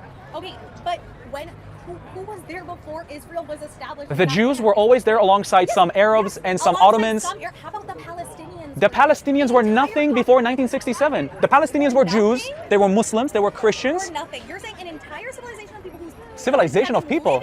Yes. Name a Palestinian prime minister. I can't. Of course you can, because they never existed.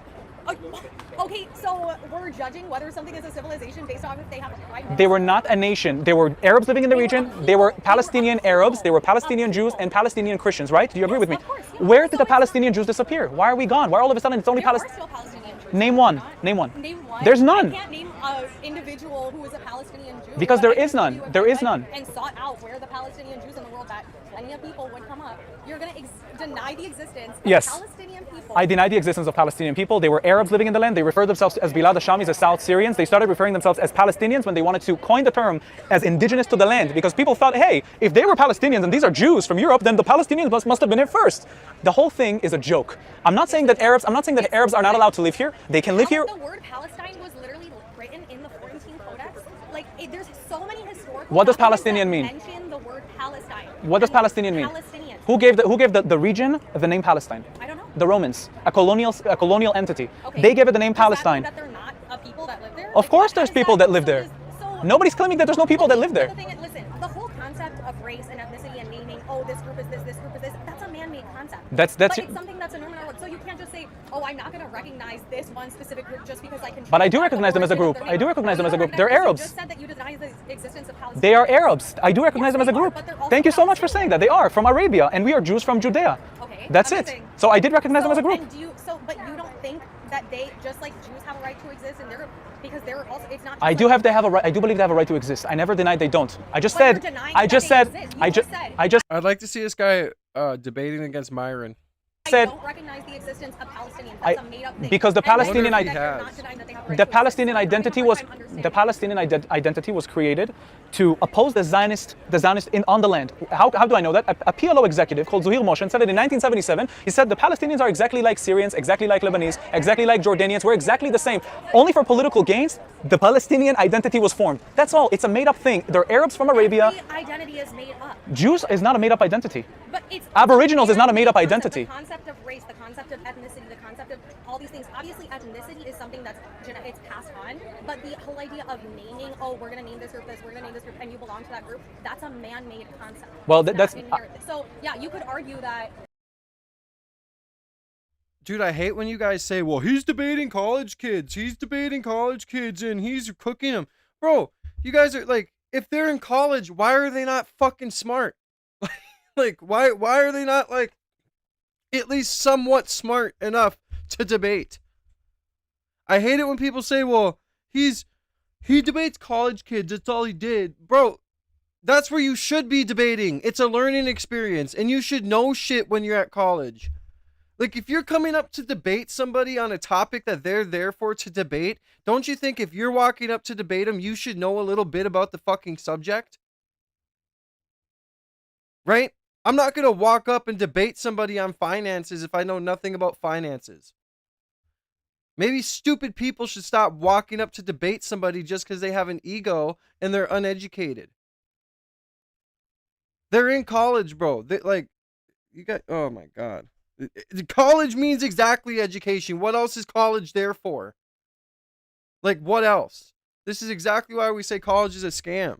The Palestinian identity is made up, so is every other identity. But I never said. You're not about to say that you're denying the existence of these people just because you can trace back. I'm not denying their existence. I said they can live on the region. It's fine. They can live on the land as long as they're not trying to kill us. Do you disagree with me? Absolutely. You disagree with me? You want them to kill us? No, I'm saying absolutely. I agree that anybody should be allowed to live on a land as long as they're not trying to kill. Beautiful. So that's where we agree. If they don't try to kill us, everything is going to be fine. Live on the land as long as they're not trying to kill Palestinians. But we don't try to kill Palestinians. Only when they try to attack us, then that's when we retaliate. Yeah, but even when there was like no attacking and there was quote unquote peace for a while, like you guys are still shooting kids that are like 200 yards away for fun. Allegedly. Should I put that allegedly? Like, there's blood on both sides, bro. But yes, it should stop. I mean, world peace is obviously like what we would want, but it's like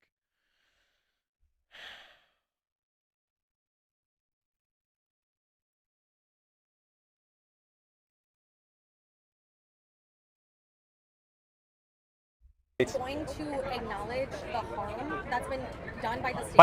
By the Arab countries around the region, yes, I do acknowledge that. How do you blame everyone in the region except for Israel? Because the Arabs are not calling the Palestinians living in their lands native. They're calling Jordanian. I understand like having an affection and loyalty to the Jewish people. I don't understand what your loyalty is to the state of Israel.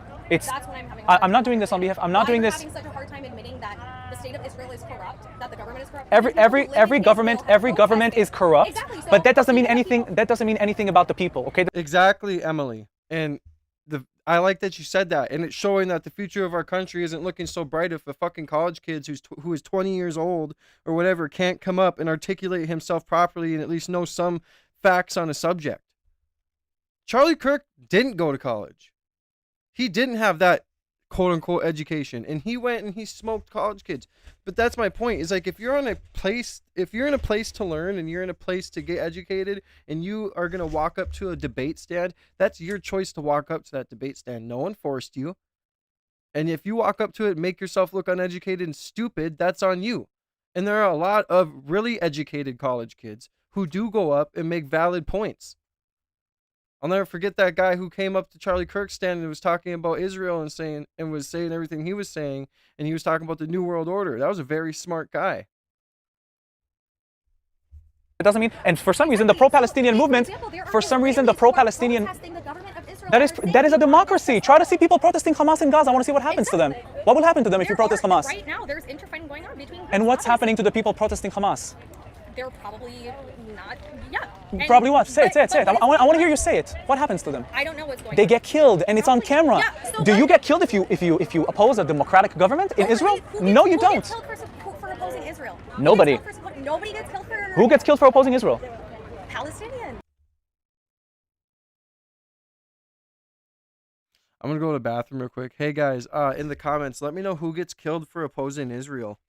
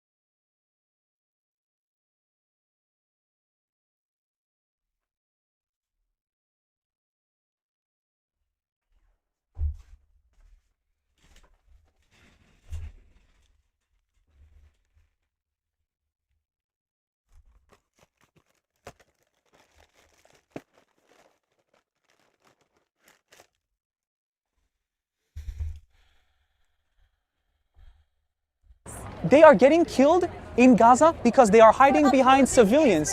Hamas is hiding behind. No, it's not true. Yes, and what about in the West Bank? They are trying to commit attacks against Jews. It's the same claim. They're opposing the state of Israel. By how? By raping women? By killing innocent civilians? How are they opposing us? You're saying raping women, killing innocent civilians. Those are all things that the Israeli government. Yet you can't prove that, right? You can't prove that. No, you can't. No, it's not on video. I saw the video. The video is tampered with. I saw the video. There's nothing they're proving. Show me one. Okay. Please. And I want to see the actual rape happening, please. You want to see? Oh yeah, so you want to see the guys on that video that brought their shields up just to the level where you can't see anything happening to the person? Yeah, because you guys know that you can control the video images and the propaganda that goes in and out of Israel because you have a very tight grip on it all. So that's why you're confident in saying that. I want to see the actual allegation that you just said happening, please. Yeah, is Israel bombing Now you're speaking. I want to see video evidence. I'm not going to spend the time to look up on my phone. Sure. But I could show you. Just like, by the way, Israel doesn't deliberately target children in Gaza as well. Okay, but you have to. You can't deny the indiscriminate bombing. There's no indiscriminate bombing. There's no indiscriminate bombing. Then, dude, if you How many bombs were dropped on Gaza? Go look at the people who try and pray. Look at all the Christians who try and go pray in Israel and preach sermons there. What happens to them? How many drops were? How many? What is left of Gaza? Exactly. How many bombs? How many bombs were dropped on Gaza since October 7th? Hundreds of thousands. 200,000 bombs. Yeah. How many civilians died so far? Like 600,000. What? That's the Hamas claims 67,000. Yeah. You said 600,000. Yeah. Hamas 67,000. That is way off, right? That is 600,000 off. 67,000. Okay. And you still think that's okay? If we drop 200,000 bombs on Gaza, why don't we have? And by the way, each bomb. The biggest question is this, right? So if you look at Gaza, the before and after images of Gaza, what it looked like before all the bombs were dropped on it, and you look at it now. And it's just this, oh, we're doing it because of October 7th. Yeah, what happened on October 7th was terrible, but now let's reverse the table. What if it was Israel? And it was the same before and after. How big would the outrage be? What would you expect? What would you say? Kills 50 to 100 people. If it's indiscriminate bombing, why don't we have 20 million people dead in Gaza? Or the whole population They that... didn't start with 20 million. Well, of course. And actually, we don't have an accurate count of how many people died. Because all of the methods of doing that, they tell us, oh, we can't trust the Ministry of Gaza for telling us the death count. Of course we can't. Yeah, okay, so we have no way of knowing actually. But that is the only source coming out of Gaza at the moment. The fact that you can say that it's 67. You guys literally would tell people, we're going to bomb this area, so move. And then you also bomb the area they moved to. 67,000 is insane. That's an insane amount of people. When the majority of them are Hamas, and the majority of them 67,000 Of- Hamas militants? No, when the majority of them are Hamas. Children? What about the names of what about the In- list of names of children? Of I'm gonna give you a challenge. I'm gonna give you a challenge. I'm gonna give you a challenge. This guy literally just said if the children are innocent and they're not doing anything, then I don't agree with them being killed. But yet in the same breath says, but you know, it's okay for us to bomb them indiscriminately. Literally being killed by bombs. I'm gonna give you a challenge. Can I give you a challenge? Let me give you a challenge. I'm not justifying it. Yeah, you are justifying in it. war. You're literally saying that all the people who died are Hamas. It's You not. literally just said that. Did I say that? Did I say that all the people? He literally just said that. 67,000. Yeah, I'm speaking facts. Yeah, so then I said. You said 600,000, right? And you told me that I'm not with the facts, right? She said 600,000. Yeah, I said 600,000, and then he said 67,000. I said okay, 67,000. My challenge to you is this: Can you name a single? Saying what I'm saying, you did say. Yeah, so 1,200 people got massacred in Israel on October 7th, right? So that just makes it completely okay to just go massacre 65,000 people. Which isn't even an accurate number because you still have to pull bodies from the rubble. So it's probably well over 100,000. Yeah, okay. And the reason why they believe that is they believe that if anybody wants to harm them, they have the right to go obliterate their existence. I said it's crazy that 67,000 people have died, and you said all those people have died are Hamas. I said the majority of the people that died are Hamas. That's what I said. The majority doesn't mean all of them. 50,000 of them are Hamas? Even if it's half of them, the majority of the people targeted are Hamas, and that doesn't show genocidal intent. That is my claim. Now, again, hold on, just a second. It Just is a genocide, friend. a second. Give me just a second. Can you name a single war where civilians don't die? One. So That's not a good argument. That's a strong man argument. you think that war That's not answering my. That's not an Yeah, answering. and I That's don't think that war is right. I don't think that. beautiful. Why don't I see people protesting for Iraq, for what happened in Afghanistan, for what's happening in Sudan, in Yemen, in Back Syria? in 2001 and 2002, people were protesting what was going on in Iraq. Really? People are still protesting wars. People are protesting what's going on At the in same Sudan. extent that you're seeing what's happening right now? Definitely not. Why is that? I don't know. Why is that? Well, I think that a main reason is that we as Americans, it's being sold to us that we should support this. And I think that's why. Support what, so Israel? many people- yeah, support Israel. I think that we as Americans, like, we're being told by people in our government and also by the media, it's very much pro-Israel, and that this is something. You think that the media is pro-Israel? Not to mention our taxpayer dollars. Dude, it's control. I can't fucking watch this guy be like act so naive. You think the media is controlled by Israel? Oh my god, you guys. You think the media is controlled by Israel? I'm not even going to go into it. Anyone who has two brain cells to rub together knows what what I'm about to refer to. Are literally funding this. Your So tax. I think that, and also, I will say that our taxpayer dollars go towards a lot of other really fucked up shit. Mr. Darcy, Hamas offered a peace deal. It was either October 8th or October 10th, and offered to return all the hostages, but Netanyahu declined it. Go look it up. Same. And Say. you know, if you own an iPhone, that also is perpetrating a genocide in the Congo and in Sudan. So I do understand that there's certain things that, like, you know, it seems like people care about this issue so much more, but I do think that it's because there's so much attention around it in the media right now. I just find it completely disingenuous when people completely choose to ignore what's happening in Yemen as we speak. 500,000 people starved to death. Then I don't see why any. do you hear, instead of I'm defending the state of Israel, I'm why Israeli. do you hear I'm talking Israeli. about- I care about the Jewish people. I care about the people who live in Israel. So then you're saying that, okay. So I'm saying that the then American- So you're picking and choosing a cause to support. Am I picking and choosing if I'm Israeli who sees my people abroad at risk and wanting to advocate for them? That's picking and choosing? Anything wrong, but you just said that you don't understand. You see it as disingenuous that people are. I see that people choose to speak only about Palestine. They don't choose to speak about Syria, don't choose to speak about Sudan, don't choose to speak about Congo. The atrocities happening there, are far greater than what's happening in Gaza. Why should I? I'm Israeli. I'm protecting the Israeli people. You should only care about what goes on in Israel. I should care about the well-being of my people, just like Yemenis should care about their people. And the fact that I care about Palestinians, you don't care about the Yemenis? Why is No, I that? do care about. I care about anyone who's impacted by conflict, by war. I care about the people who are being attacked in Sudan and the people in Congo. Obviously, I care about them. Got you. I don't see the same volume of protests for these people, and I think it should happen. I think it's completely selective outrage. I think it's disgusting. So just because it's selective outrage doesn't mean that people shouldn't be outraged. It means that people are not neutral about Israel. That's what it means. I don't think. Because you guys we're literally starving them. Like, you guys, like.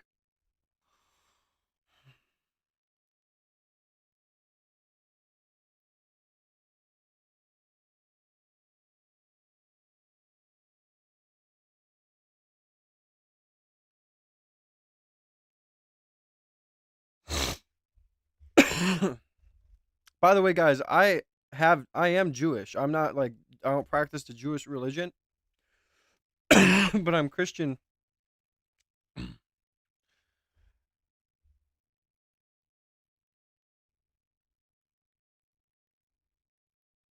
And I'm just gonna let you know, like it's always the same arguments for these people, but there's no blame on the Jews. Like, you can't ever like say, okay, well, this is what you're doing wrong too. Can't there be two things true at once? There's videos of you guys taking the food off the food trucks that you guys were bringing to Gaza and throwing it on the ground and stomping on it. Oh, but is that fake? Is that AI?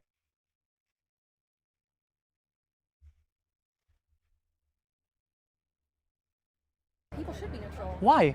Because how are we people different than any other losing their country? lives. People are losing their lives in every country. Oh, it's okay for us to do it because we're not. Oh, so it's okay because it's happening in every other country. Okay. It's okay for us to do it because they started a genocidal war against us, and now they're losing, and now they're crying about This it. is where we disagree. Of course. It's not a matter of, oh, Palestinians started a genocidal war against. They did. Against Jews. Every single time they did. 1948, 1967. I don't think that's true. Of course, they did. Also read about the Intifadas. I think it's going to highly enlighten you, and also please. Why don't you talk about what you guys are doing in Germany? Why don't you guys talk about what you guys were doing in all other 100 countries you were kicked out of? Why don't you talk about how you have transgenderism in the Talmud and other things? Please try to visit Israel. Try to visit Israel and see. It's fine. You don't have to. I'm just saying. Try to visit Israel and see how Arabs are treated there. Because if we truly have a problem with the Palestinians of 1948, then why don't we kill them? We can get into how Arabs are treated. What time is it, by the way? Because why are you arguing that Arabs are treated fairly in Israel? 100%. Are Palestinians treated fairly in Israel? Palestinians are not Israeli. They should be treated by their own government. Treated fairly if you're Israeli? Do you think Canadians are treated the same as Americans who are treated in America? I mean, okay, so then why do you get to come to America, have dual citizenship, and then choose to come and go as you please and get treated better? So you can double dip and they can't? You guys should be treated as Israelis then. You guys shouldn't be here and be in positions of power and have dual citizenship and have loyalty to Israel. You guys should be treated by Israel then. Get out of America. Why do you have dual citizenship here? You're not American. By the American laws and values? No, because they're not American. If a Canadian person is here, then yeah, like they're pretty much treated the same. So why do they have to go back to Canada after 6 months? Because it's the legal process here. Exactly. It's the legal process in Israel. Palestinians are ruled by the PA and Hamas in Gaza, and Israeli Arabs are ruled by Israeli government. Do you think it's okay for the Israeli government to treat Palestinians as second-class citizens? How are they treating them as second-class citizens? By making them go through hundreds of checkpoints. That's because of their actions of committing attacks. Israel is allowed to do with whatever they want with their borders. Okay, but what about the arrests?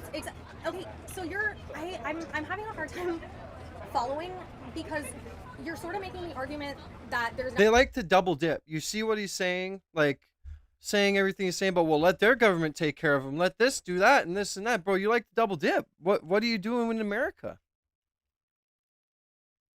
Like, not this unfair treatment, but then you're also acknowledging the unfair treatment. What, that Israel is allowed to do whatever they want to do with their borders? America is allowed to do whatever they want to do with their borders. What do you mean? What's going on right now in the United States is really messed up. I don't think that people should be allowed to go and snatch up Americans off the streets and haul them into trucks and transport them to God knows where. Do you agree I don't with exactly that? know what you're talking about. What is I'm that? talking about the ICE raids that are going on. If people are not legal, they should be deported, yes. Okay. This is where I go. It's fine. Still, thank you for the conversation, though. I do think after I did try to have a good conversation with you, but I do think that a lot of your ideas are based in bigotry, and I think That is your choice to think that. It's fine. It makes me sad that. no, it is, because Israel's just God's chosen people. They're supposed to be treated better than everybody else. You know, it's okay if it's not okay. Obviously, none of this is okay. I'm not advocating for any violence or anybody to die, but it's not okay for Israel or Hamas to come into our country and take our people and kill our people. But it's okay for us to go bomb hundreds of thousands of people and just not care and treat people that aren't Jews as second-class citizens. And we try to preach to the American Christian population that they should be Judeo-Christian and have Judeo-Christian values because the Holy Land is within Israel. But yet when you go to Israel and you try to pray and say stuff about Christianity, you get spit on and bottles thrown at you and rocks thrown at you. And yet you get to have dual citizenship in America and double dip. And you say that, well, Palestinians' government should take care of Palestinians. Well, then Israel's government should take care of Israel. We should cut all funding to your country. And we should stop allowing you to double dip and come to America and flee to Israel whenever you want, just like the spy that just got released did. We should stop all that. Stop all aid. Stop all technology giving. Stop all protection. The Iron Dome, everything. Should just quit. Take care of your own, Mr. Size in New Jersey. Oofta.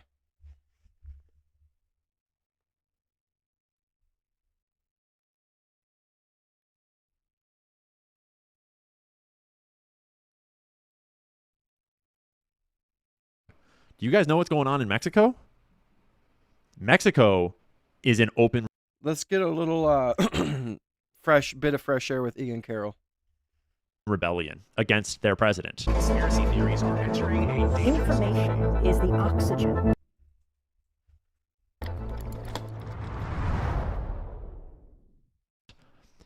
And it's not all because she's. Okay, I'm not. This is the only response I'm gonna give to a chatter. Annie, you are seriously like naive as fuck. Okay, go look it up. There's literally videos out there. Like it's right there in front of you. Right there in your grasp, within your fingertips. Just because you didn't hear it by ear doesn't mean you can't look it up and see it's going on. I see videos of it every single day. Every day. This little kid came up and spit in this one reporter's face for saying Jesus is king. Jewish, but it's not because she's Jewish and sold out their country. And there's a lot of backstory that we're not going to get all into, but if you know a little bit about the history of Mexican politics, you would know about AMLO, their past president, that started this new like political party and movement. I'm sure you are, Gaines. This is outside of their capital. I'm sure you are. I'm sure you are. Building. Their what's it called? It's got a weird name. It's like their palace, their royal palace or some shit, which sounds weird to have in Mexico. But AMLO started this new policy against the cartels called Hugs Not Bullets. And his idea was, when we try to crack down on the cartels, so many people get hurt and there's all this violence. It's really uncomfortable. So maybe what we should do is just hugs, not bullets. And let's just not focus on the cartels. Let's just ignore the cartels and pretend they don't exist. And that'll really solve the problem. And so AMLO made a lot of friends with bankers and other business people. And, you know, I'm not expert enough to have an opinion on how well he ran the country. But he certainly didn't crack down on the cartels. I can tell you that much. And Claudia Sheinbaum, their new president, she entered into his party, rose up through the ranks, and became his successor. There was all these conspiracy theories about Claudia Sheinbaum when she was elected. Claudia Sheinbaum, if you're needing a visual, I'm sure you remember her face, right? This is Claudia Sheinbaum. There were all these conspiracy theories about how many candidates were killed in the Mexican elections when she was elected. And I looked into those conspiracy theories, and they do not hold water. They were ginned up. And it's very easy to understand when you actually look into it for 10 seconds. There was like hundreds of political people and candidates that were assassinated that year in the election cycle. None of them were a part of the presidential election. They were across all elections in all states and counties and municipalities all across Mexico. And it was a very typical number because Mexico is run by cartels and people get shot all the fucking time. And so actually it was like a real number that then got misconstrued online and then got run as propaganda for, organic or inorganic reasons. So don't get fooled by the fake shit, because you don't need all the fake shit to just get into her stance on the cartels and her relationships with the bankers and what she's actually doing for Mexico. And Mexico is fucking done with it. And Mexico don't give two shits about being politically correct. And they are rowdy. This is a police wall with shields and barricades, and they're all like lining up and getting wicked with it. They spray painted this on the presidential palace's doors, which if you don't speak Spanish, dude, it's literally by the fucking Annie. It's literally by like the wall. You can tell it's in like. Are you serious right now? Some of you guys are just unbelievable. You could translate it for yourself. Actually, in this case, puta probably has a slightly more like prostitutorial sort of an implication in this case. Is probably how it would be used here. But yeah, all these words work, together. Because there's some crazy footage from these barriers of them like tearing it down and then like totally brawling with these police officers. It's like pretty gnarly. I'm not going to show this one. They like grab these cops and are throwing them down and beating them with like freaking bolt cutters and stuff. It's wild. Mexicans do not F around. And this is going on live right now. So yeah. Government putada for sure down there. So that's happening in Mexico right now, and it's a little spicy, and I thought you should know.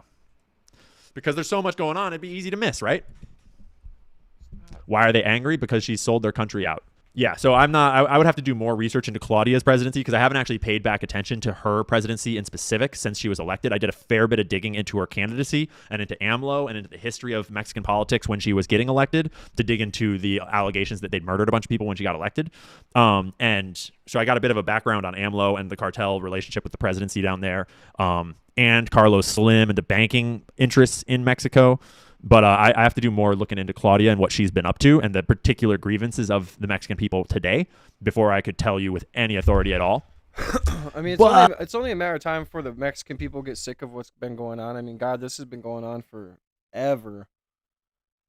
Political assassinations, things that are going to change, presidents that swear they're going to change things that end up getting corrupted, militarizations of cartels, just consistent violence, I mean, I'm not going to be surprised if this boils over even more. To be fair, one direction that the investigation is bound to go is that she is the first ever Jewish president in the country of Mexico. And Mexico is a Roman Catholic country. There's like 0.2% or something of the population that are Jewish. So it's just a little weird. It's just like a little weird. And you can't help but wonder because I noticed that as Trump came into his second term, to the north of us, they got rid of Justin Trudeau because he had expired his usefulness, and they put in Mark Carney, who has a very, very strong resume as a world banker, as a banking globalist deep state motherfucker. And he's very smart, and he is very qualified and from a very interesting pedigree, and he is clearly an asset of the cabal, we'll just say. And then to our south, Mexico elects for the first time ever a Jewish female president that's, let's just say, seems to allegedly be kind of aligned with the cartels and with the banking interests and with the more globalist kind of thing, whatever that might be. And so when the northern and southern border of the United States were getting sandwiched in by relatively shady leadership, that looks like a setup, and that looks very suspicious. So I'm going to look into that more. Fortunately, Mexicans don't take no shit. Mexicans are hard motherfuckers down there. So, yeah, people all over the world are rising up. That would be enough to collapse the current paradigm and change the whole planet. I thought that would have a little bit more. Hey, everybody, Dr. G here. I'm a clinic. I thought that would have a bit more stuff in there. I'm not going to lie.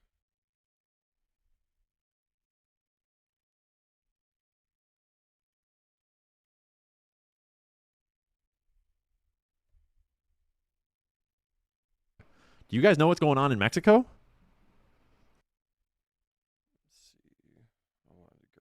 Let's watch Brett Cooper go max. We're not going to watch the whole thing, but we'll watch it. Where is it at? There was one I want to. There's one I wanted to check out.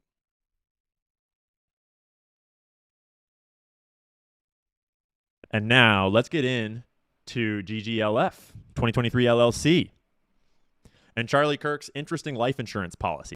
Foyt. Whoa, what? And now let's get in to GGLF 2023 LLC and Charlie Kirk's interesting life insurance policy. We have questions. Conspiracy theories are entering a information is the oxygen of a democracy. There's so much. And I did a bunch of looking this morning into what's his name? Sean Foyt. I started building the Sean Foyt webs. Notice that Sean Foyt is a fan. Sean Foyt is a huge fan of the channel. Shout out to Sean Foyt for big up in my channel, giving me the boost we all need. Yeah, we've got questions. If you haven't found this website dedicated to Sean Foyt's financial criminal allegations, it's worth looking up. But Didi Got a Podcast is this YouTube channel that we were looking at yesterday. 165K subs. Highly recommend you check them out and give them some support and some love. This is a clip from the one we were watching yesterday, so it's only an 8-minute clip, but it's later on in the pod that we didn't get to. So we're going to do one more little look at this one other piece. Charlie Kirk had this life insurance policy that seems a little weird. Wow. Yeah. And so you have to ask yourself, who did this? Did Charlie do this or did Erica do this? I don't know, because we'll never get to see the policy, but I would love to see the policy because to me it feels like what we've seen now from Erica, she's connected enough. I don't think it's out of the question that she could have finagled something where she did this, you know? Now, just for the audience clarification, Brian, when you say she's connected enough, are you saying connected enough to Turning Point USA or connected enough to something else? To something else. I follow you. Hey, I didn't say it. He said it. I didn't say it. Okay. Like, is the world really a better place because of Turning Point? I think that's hard to quantify. That'd be hard to If you want, prove I can because show you we the don't Sean Foyt really website see later. that. You know, we just see everyone making more money, buying bigger houses, flying private. Yeah. Oh, yeah. Speaking of that. Real quickly, actually, Hot Girl Bummer, do you know what website I just showed you? Have you seen that already? Because just because it didn't happen to you doesn't mean it's not happening. Like, that's just such a naive thing to say, and all of your guys' arguments are just like naive. So I'm not even gonna entertain it anymore. At this point, it is what it is. But I mean, I'm not gonna entertain stupid, naive arguments. Because that website is really important. I found it through another podcast of a TPUSA insider that like left TPUSA and was speaking out about it on a podcast. And Truth and Freedom Stories. If you search Truth and Freedom Stories, financial, spiritual, and moral allegations against Sean Foyt, that will turn this up. So That's on somewhere in here. It spoke about how much was spent on like private planes or something. In one of the years, 198,000 first class and charter. That's just on the jet. That's not even remember the hotel. Yeah. I was considering tracking Sean Foyt's flights all around for TPUSA because his Twitter feed is just like a new state every day doing these like new apostolic reform movement rallies and concerts and shit. And it's like, damn, these guys are flying all over the place, which is not like a crime, but it's a lot.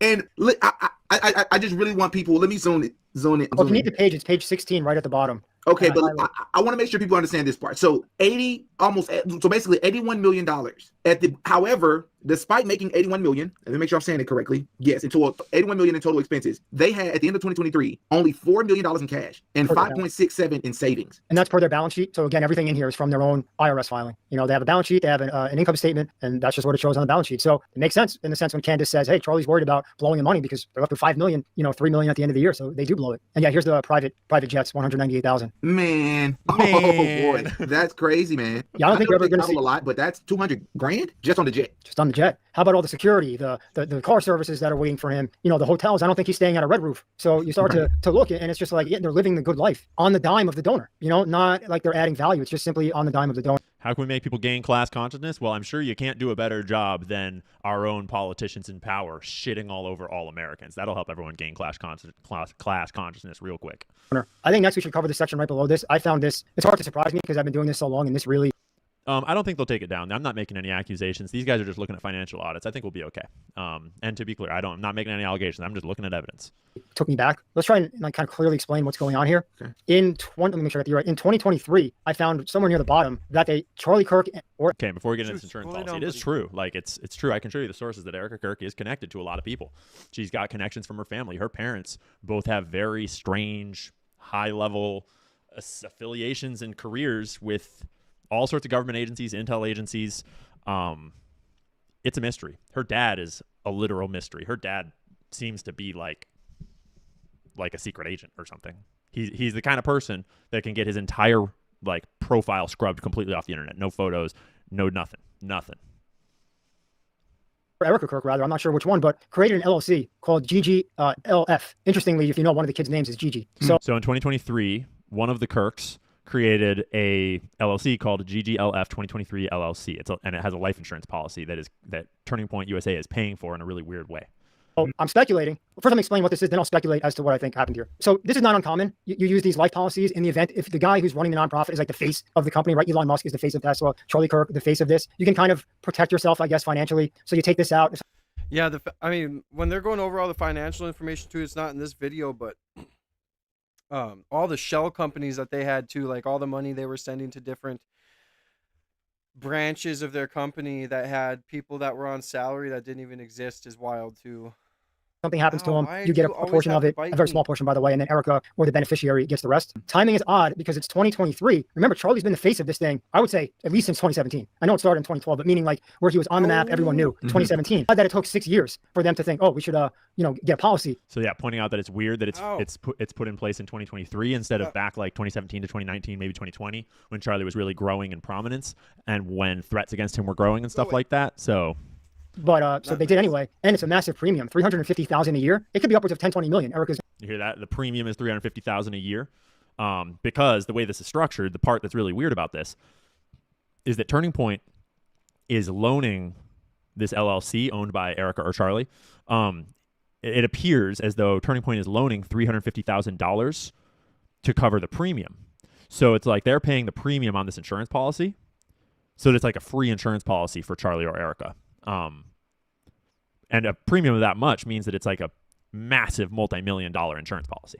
Yeah, I'm assuming Erica, the beneficiary, is going to get because of how high the premium is, right? Insane. How much are premiums usually? I mean, I know I'm asking you that on the spot. Is it 100,000, 50,000? I mean, I guess it depends on your net worth. Like someone like me, it's way, way lower. Maybe 5,000 a year I was paying for mine, and this is 350. Again, Charlie Kirk is obviously a lot richer than me, but just to put into context, wow, I think mine was 4,000 or 5,000 a year. Wow. And I pay mine. I love what they did here. Turning Point pays it. So just and that's totally legal? Well, I guess it would be. Oh, you know how it's legal? Keyword, it's a loan. But I guarantee you, he would have never paid this back. It's they're loaning it. So what do you mean he would have never paid it back? So why would you take it out if you wouldn't be able to pay it back? I don't think anyone. I mean, I'm assuming.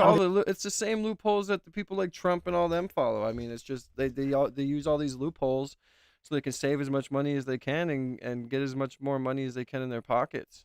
Anyone would have ever, because he is Turning Point. So I don't think he would come after himself and say, hey, you got to pay this back. Okay, I see. Yeah, TPUSA is. But yeah, because if you look at the keyword, it's called loan. So loan to. It's a loan, and it says right here, loans to and from interested persons. Or from interested persons. So he's loaning to himself, on paper it's a loan, basically. and they're just loaning him the money. They're paying the premium for him, and then they get interest back in return if something happens, plus their principal. So in theory, they probably got the $350 back now that he died, but who knows what the beneficiary got because the $350 is such a large. It could be in the tens of. So because we can't see the actual policy. This is coming from TPUSA's public filings because they're a nonprofit, but the actual policy is held by this private LLC that is presumably owned by Erica or Charlie, or their family jointly. And so we don't actually know what the policy itself looks like. We don't know how much the full. Hence, if you want to be corrupt, don't run a nonprofit because everything's public. Right? Worth I think everything's public. Of the life insurance policy is millions or something. Yeah, because 350 is such a large. Yeah. Wow. Yeah, and so you have to ask yourself, who did this? Did Charlie do this, or did Erica do this? I don't know because we'll never get to see the policy. But I would love to see the policy because to me it feels like what we've seen now from Erica. She's connected enough. I don't think it's good out morning, of the question homies. If you're just that she could have getting in finagled something where she did this. Now, just for the audience clarification, Brian, when you say she's connected enough, are you saying connected enough to Turning Point USA or connected enough to something else? To something else. I'll follow you. To something else. Yeah. So, based on her behavior. Based on her family. Based on her family. And again, that's all documented. We can get into that if you'd like, later down the road. But that's why I say that because it's just when you're that connected. I don't know if this would be that hard to do where Kirk wouldn't have known. What is it? Just take a stamp of his name, hit the stamp, sign it. The fact that it's Gigi, I thought just caught my attention. That's the daughter's name. Right. Gigi, Allegedly. that's the name of this. Right. Maybe. But I'm going to take out an insurance policy and name it GG5000 for the goat who is currently taking a couch nap. either way, even if she didn't do it and Charlie did it, this is very notable. Yeah, but like you said, why wait now? Why go 6 years and in 2023 all of a sudden now you? Chat's asking if I think that Eric had an active hand in this. I'm definitely not ready to say that. I'm obviously looking at the evidence like this. Obviously my mind is open to everything. I don't know Erica. I'm not alleged to her, but extraordinary claims do require extraordinary evidence, and you have to realize that as a public figure, I also have to be very thoughtful about what kind of claims I put on the internet. So I'm watching, but I would need to see a lot of evidence to think that a woman would do something so cold as that. Agreed. Not to say that women can't be cold. There's lots of women that are real cold, but we would need some pretty crazy evidence for that. So we'll look and we'll see. And who knows what we find. You have the idea to create this split dollar life insurance policy. It's possible they knew he was going to disappear. So if you know he's going to disappear, let's make some money. Brian, I don't don't know give a why fuck. else. Brian, I just don't know why you would wait. Brian I will think say it's reasonable to wait a few years. If they would have done this in 2020, that wouldn't have caught my attention because in 2020 he was really elevating his profile. 2019, but 2023, it just feels a bit late. So I would love to see the policy because that can answer a lot of questions. How much is the payout? Who's the beneficiary? When? Like within 2023, when was this put together? But unless we have an insider, I don't think we're ever going to see that. But to me, we should not overlook this. Is all I'm saying. Why exactly this happened? That's speculation, but it happened and it's here. And keep in mind that's three. Yeah, good point, Chat. I didn't see who said that, but I wonder if Charlie's financial advisors had anything to do with it. That would be interesting. I wonder if anyone at Turning Point suggested it or anything like that. Well, they're probably all like, "Oh my God, we're getting all these tens of millions of dollars," and Charlie Kirk is so freaking huge and popular, going to all these colleges. He's the bag. We need to, you know, protect that, or at least get some insurance on him, right? 50 in 23, 24, and 25, right? Because he died in 25, so that probably would have already been paid. So someone's getting money off this. And I just think Charlie was rich enough. He should pay a life policy on his own. That's just my own feeling, because I don't think Turning Point should be on the hook for everything he wants to do. Right. But when you could use donor money to pay for your life insurance policy, why would you use your own money, bro? Obviously. Well, and it's his company. You know, it's not unreasonable to ask him. Ooh, chat, pretty conclusions. You say this is likely a Keyman insurance policy taken by TPUSA on him, not his. It sounds like a Keyman insurance policy is something that I can look up in here. Okay, I think that's the end of that clip. Keyman insurance policy. They would get loan money back and enough to buy his ownership out. Oh, key man, as in the key man of the key man insurance, also known as key person or key employee insurance, is a life insurance policy purchased by a business to protect itself from financial loss if a vital employee, such as an owner, executive, top salesperson, or someone with unique skills, dies or becomes disabled. See, yeah, that's what I mean. So it's like you know, he's the bag. He's the biggest person in the company. He's the leader. He's the you know, he's just the face of everything. There's definitely going to be some sort of protection around that. You know what I mean? Because he's the bag. If they would have lost him, the Turning Point, and since they have lost him, Turning Point's views and like the amount of people that tune in has just went down so much. So I'm pretty sure, you know, that insurance policy is like the last hurrah, you know, for money and ways to finance things. You know, I don't know, but that's pretty interesting. Pretty interesting. The business is both the policyholder and the beneficiary, paying the premiums and receiving the death benefit if the insured key person passed away while the policy is active. Interesting. Homie who gave us this tip, would it appear in the way that it was written? Is the way it was written on that as a loan that they were giving to that LLC? Is that a normal way for it to appear in your experience? Because that's a great point, and you know, the LLC, I don't know as we know who the LLC is held by. This is why we need the whole internet to work together, because we've got experts in all fields out there. And usually people running podcasts, people doing commentary and such. Usually we obviously are not experts in everything. Can't be. If it was me, I'd set up as an evangelical trust and have that LLC be the beneficiary so that any income is tax-free. Now we're thinking. Yeah, Hot Girl Bummer's about to go max on this. That's like the top meme of this month. We are going max, dog. Yeah, the decentralized think tank, the decentralized intelligence agency of the internet is pretty unrivaled this year, for sure. Yeah, there ain't no competing with the internet. You know how they always say you can't win with the internet, like when it comes to what they say about you or like, you know, things like that. I want to say you can't win against the internet if they want to investigate you either. They're going to dig something up. Like, they're definitely going to dig something up. But I'm going to get off, guys. I hope you guys have a good day. God bless everybody, man. If you haven't already, make sure you hit that subscribe button, man. We are almost 500 away from 9,000 subscribers. That's insane. We're so close to 10,000. I can't wait till we hit 10,000. It's going to be such a good milestone to hit. We're also on the way to 100,000, so I can't wait till we get that plaque in the background. I hope everybody has a good day. Thank you for tuning in. Even if we didn't agree, hey, welcome to the channel. Welcome to the family. We're not always going to agree on everything, but politics isn't everything, and neither is the topic of Israel and Palestine. So we could agree on other things. I'm not going to sit here and say that, you know, we have to agree on everything to be a part, you know, of the same universe and family. Like, no, you know, that's what I'm building this community for, is for people to come and unite. And if we disagree, we can find common ground and unite and be on the same team and build a community that's a net positive for the country and for the world. So I hope everybody's having a good day and has a good weekend. I will see you guys Monday, unless I go live again. I might go live. You never know me. I'm spontaneous, and I miss you guys a lot. So I hope you guys have a fantastic weekend and don't have to work too hard. If you do work, sorry, but hopefully you have a good day off coming soon. Thank you a little bit. Love you too. Sending love to you as well, fam. God bless you, Two Worlds. God bless you, D Baker. And God bless to everybody else who's in here, man. Even people who disagreed with me and everybody else. It's always a blessing to be here and be able to talk to you guys and be able to